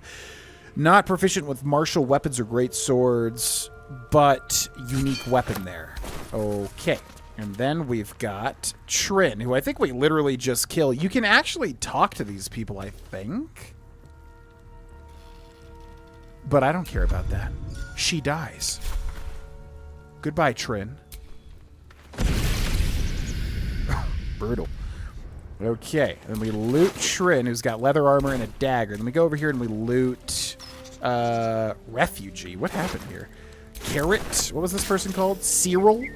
Now the acid just reduces my armor class, so that's fine. Scroll of mirror image. Whoa, 3 scrolls of revivify. That's like a veritable gold mine, right? Holy moly. Okay. Spiritual Guardians is great. It's different than Spirit Weapon. Okay, I don't want to know, like I said, I don't want to know any like basic thing that I haven't come across yet. I want to discover all the spells and everything like that eventually. But yeah, I don't really want to know any mechanics that I'm not aware of just yet. No super chat donations on this channel, so I commented on the newest New Vegas Psycho vid. Love the variety and vibes you got going. Yo, thank you. I'm assuming you're saying you donated on the video. I appreciate that, Memphou. Thank you. Yeah, I mean, like I said, it's been easy lately. You know, it's literally just been losing weight, getting literal more energy. You know what I mean? It's just a heck of a lot easier to put good energy into the world where I'm not feeling just like literally hungover from food all of the time, being over full, blah, blah, blah. So yeah, appreciate it, man. Appreciate everything. And yeah, I don't see it stopping anytime soon because literally the momentum just keeps building and building and building. Like I said, I did 2 basketball games yesterday, which a year ago would have been impossible. I literally would have just collapsed on the floor, gasping for air like a fish. But I've just got so much more energy these days. It's feeling great. What's up, Karlach?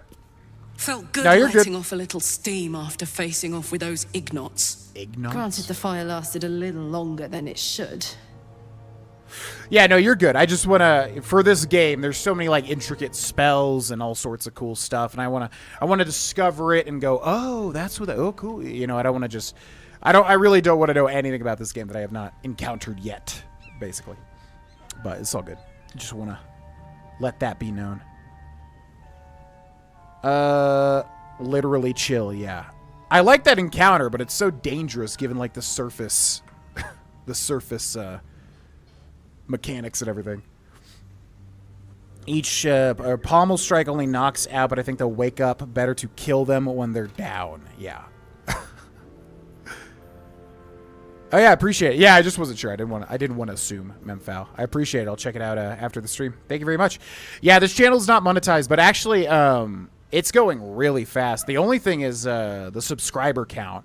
Because basically to like monetize a YouTube channel and to unlock certain features and whatever, you need to hit 500 subscribers and you need to hit a certain amount of watch time, or I think it's short. You either need to basically have a short go mega viral, which is super dumb because that's like it's just a one-time thing. Like who even cares? That's not a determiner for like how good your content is. You know what I mean? Or you need to have like total watch time. But because because people are watching the series on the channel, Pokemon Yellow, Crow Country, Banjo-Kazooie, and these streams I think count. Yeah, we're already like when I started Baldur's Gate, we were I think like a fourth of the way to the watch time hours, and now we're already like over half, like 60 or 70%. So it's not a big deal because obviously most people here are patrons, so you know whatever. The support is already built in, but as far as unlocking the features on this YouTube channel, it's going really fast. The biggest thing will just be the subscribers, getting to 500 subscribers, basically, which we are literally halfway there. Does it always last that long? Nope. Not sure how good it is for the gears either. Hear that? Infernal engine for a heart. Lets me burn as hot as the hells. Seems to be running in overdrive since I left Avernus. Won't be seeing my mechanic anytime soon, so I'll just make the most of the extra heat. Just don't get too close till I've found a way to calm it down. Yeah, so if you're getting it, like every companion has a thing, which is typically like what they do with companions in good RPGs. For instance, BioWare always does this where every character has like a thing.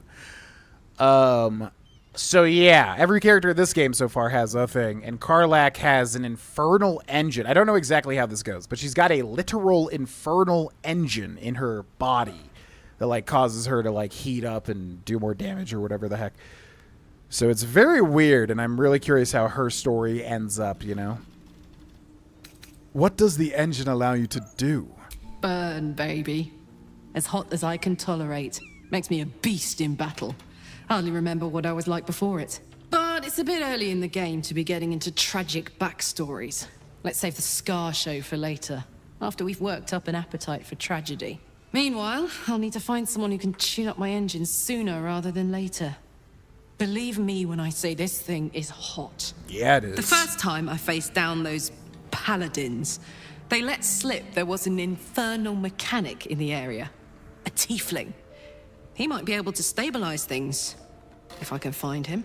Luckily for you, I've literally already talked to him. The cardio from basketball is no joke. I've been getting into it myself. It's so fun. Yeah, because typically what I'll do is like I'll warm up. I'll just shoot hoops for like, 10 minutes, sometimes 20 minutes, whatever.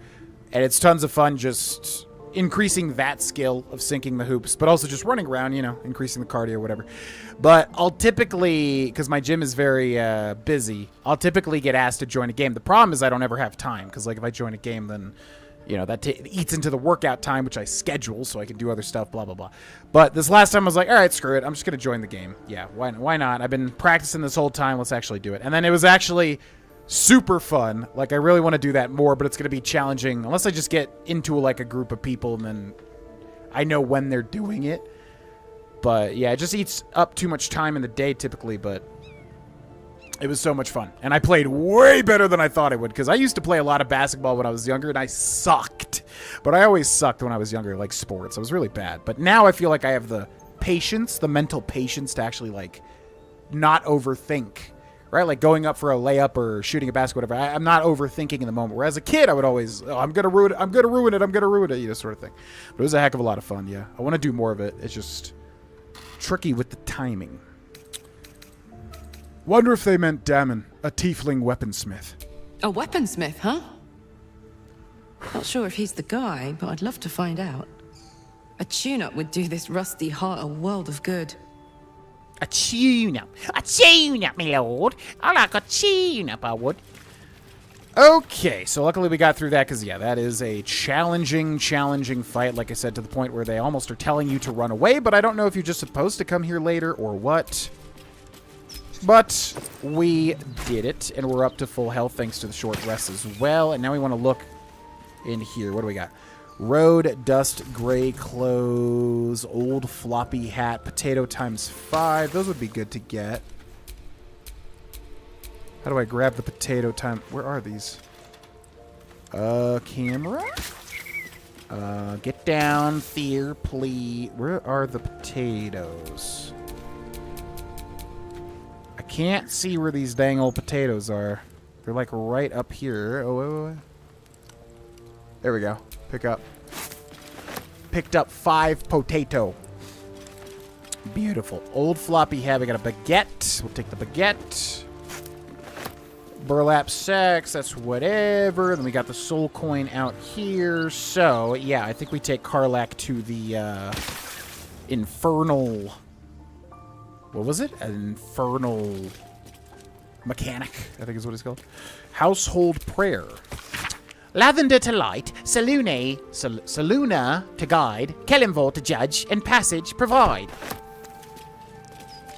Okay, we got 4 gold, but that doesn't matter. Traveler's Guide to the Sword Coast, Volume 4, The Risen Road. Let's read that. Okay, burlap sack, elfin wood souls, gold. And it looks like that's all that's really interesting in here. Cool. Love that. Maybe monetizing this channel can help alleviate the January slump you're expecting. Yeah, I mean, yeah, I don't know. It's because, like, when I did the whole Patreon changes and all that, when I did the update videos and all that, you know, I wasn't expecting this channel to get monetized anytime soon because it's a Let's Play channel. So the rate that it was going to get to that point was going to be slow. And that was fine because it was, you know, just something I was growing on the side before the update videos and all that. But then, because of the influx of the patrons and everybody watching the stuff, yeah, then it, like, up-jumped, you know, the progression and everything much faster. So I don't know what I'll do. I mean, to just not monetize the channel seems silly, because there's going to be some people that just look up, you know, Pokemon Yellow playthrough and watch that. And be nice to get a little income from that, obviously. But I don't know. I'll have to look at what YouTube features unlock. But, yeah, it'll just be something to consider now that those watch hours are racking up somewhat quickly. You just joined a random pickup game? Oh, yeah, it happens all the time. Like, our basketball court is very, very, very popular, or whatever. You know, it has a lot of people all the time. So, yeah, I'm usually asked each time I'm warming up if I want to play, but I typically say no just because I literally do not have the time. Because, like, this one, we, like, played half of a game, and then somebody left, and they're like, oh, do you want to start a new game? And I was like, okay, guys, I'm probably going to have to leave then, because I got to get the workout started.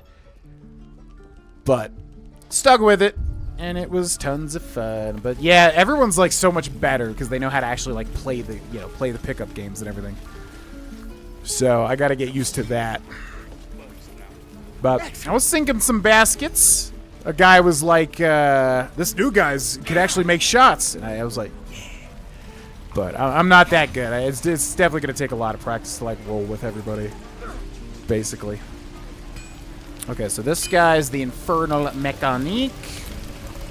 Thought I sensed an Infernal around here. But you aren't from Elturel. What's your story? I spent a good bit of time in the Hells. Enlisted against my will by the Archdevil Zariel. Same as you, I suppose, if you're from Elturel. The devils were delighted when your city was swallowed up. I thought they had you for keeps. Glad you got out. I got lucky. It looks like you did too. And you brought some infernal machinery with you. A little gift from Zariel. Keeps me burning hot. Very hot by the smell of it. Might be burning out a piston ring or leaking oil. Mind if I take a listen? Be my guest. But don't get too close or your eyes will melt shut.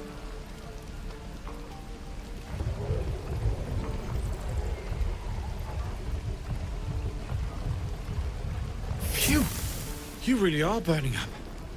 Whoever put that engine together tried to house metallogized Demono valves inside a Ragnak's alloy casement.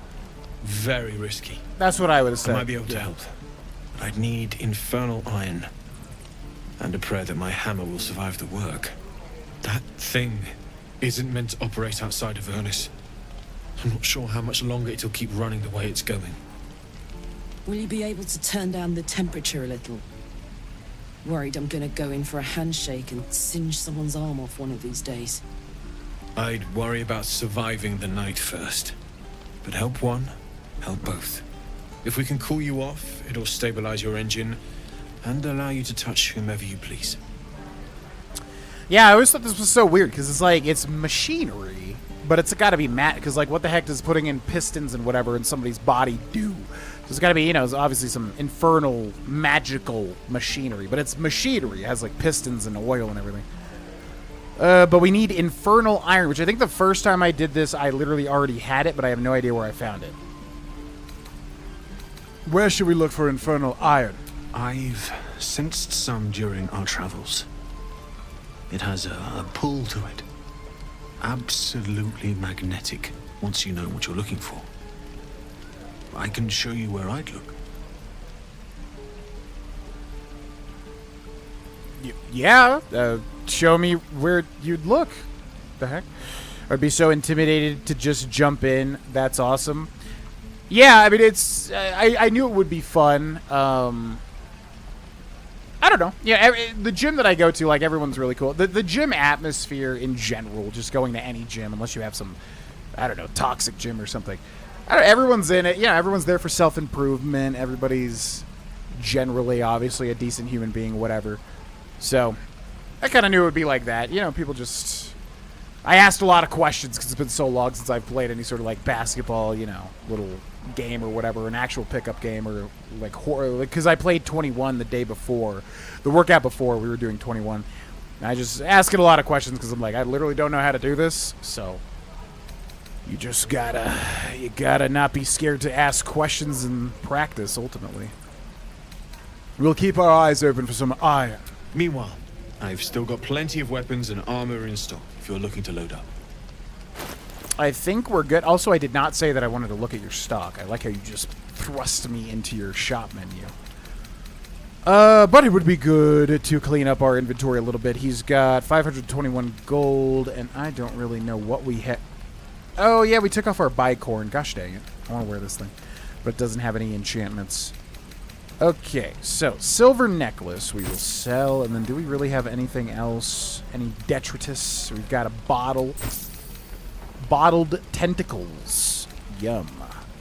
We've got scale mail, which I'm not really sure if this is a buff for anybody. Medium armor, which would be Lae'zel, right? So maybe this would be a buff. But I'm going to sell it. The loot of the Merryweather Bard. Okay, what about on everybody else? Do we have any random things that we don't need?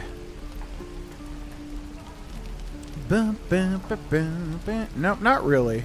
And I think we already looked at his inventory as well. And he definitely does not have any infernal iron, right? Nope. Forged from the heart.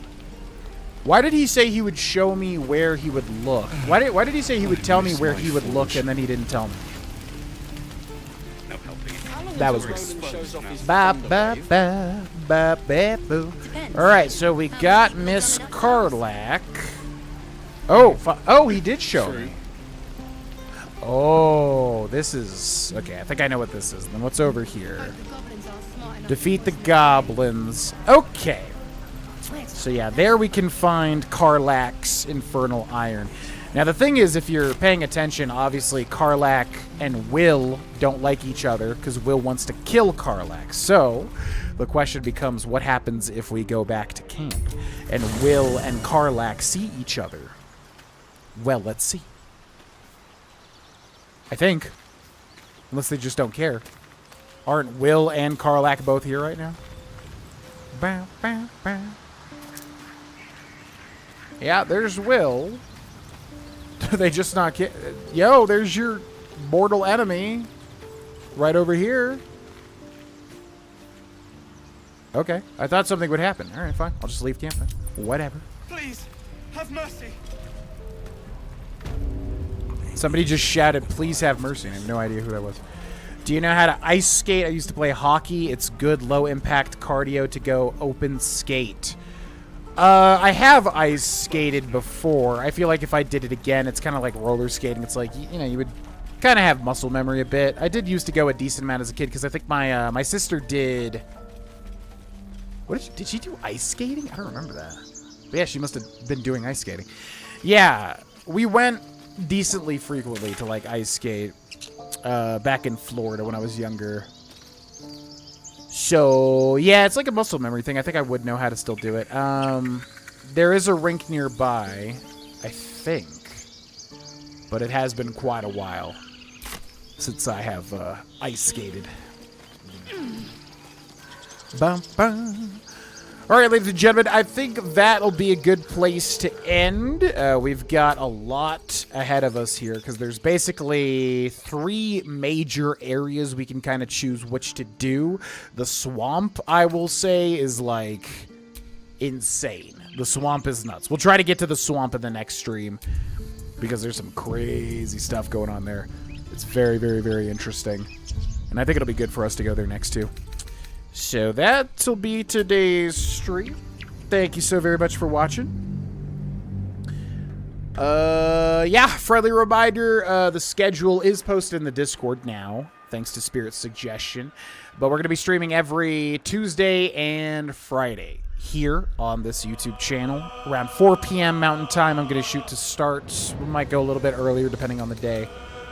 Or whatever. But every Tuesday and Friday, if you would like to see this playthrough. Otherwise, the VODs will automatically be saved on the live tab on this YouTube channel. So if you miss anything, they will be there. You'll just have to scrub a little bit when I'm going to the bathroom or whatever, you know. But they will be there. And eventually it will be completed 14,000 years into the future when we are done with this game. But we're going to savor it the entire time because it is a game to be savored. That is for dang sure. Oh. Every time that song starts playing, by the way, I start to think of the Foo Fighters song. Which song is it? It goes like... It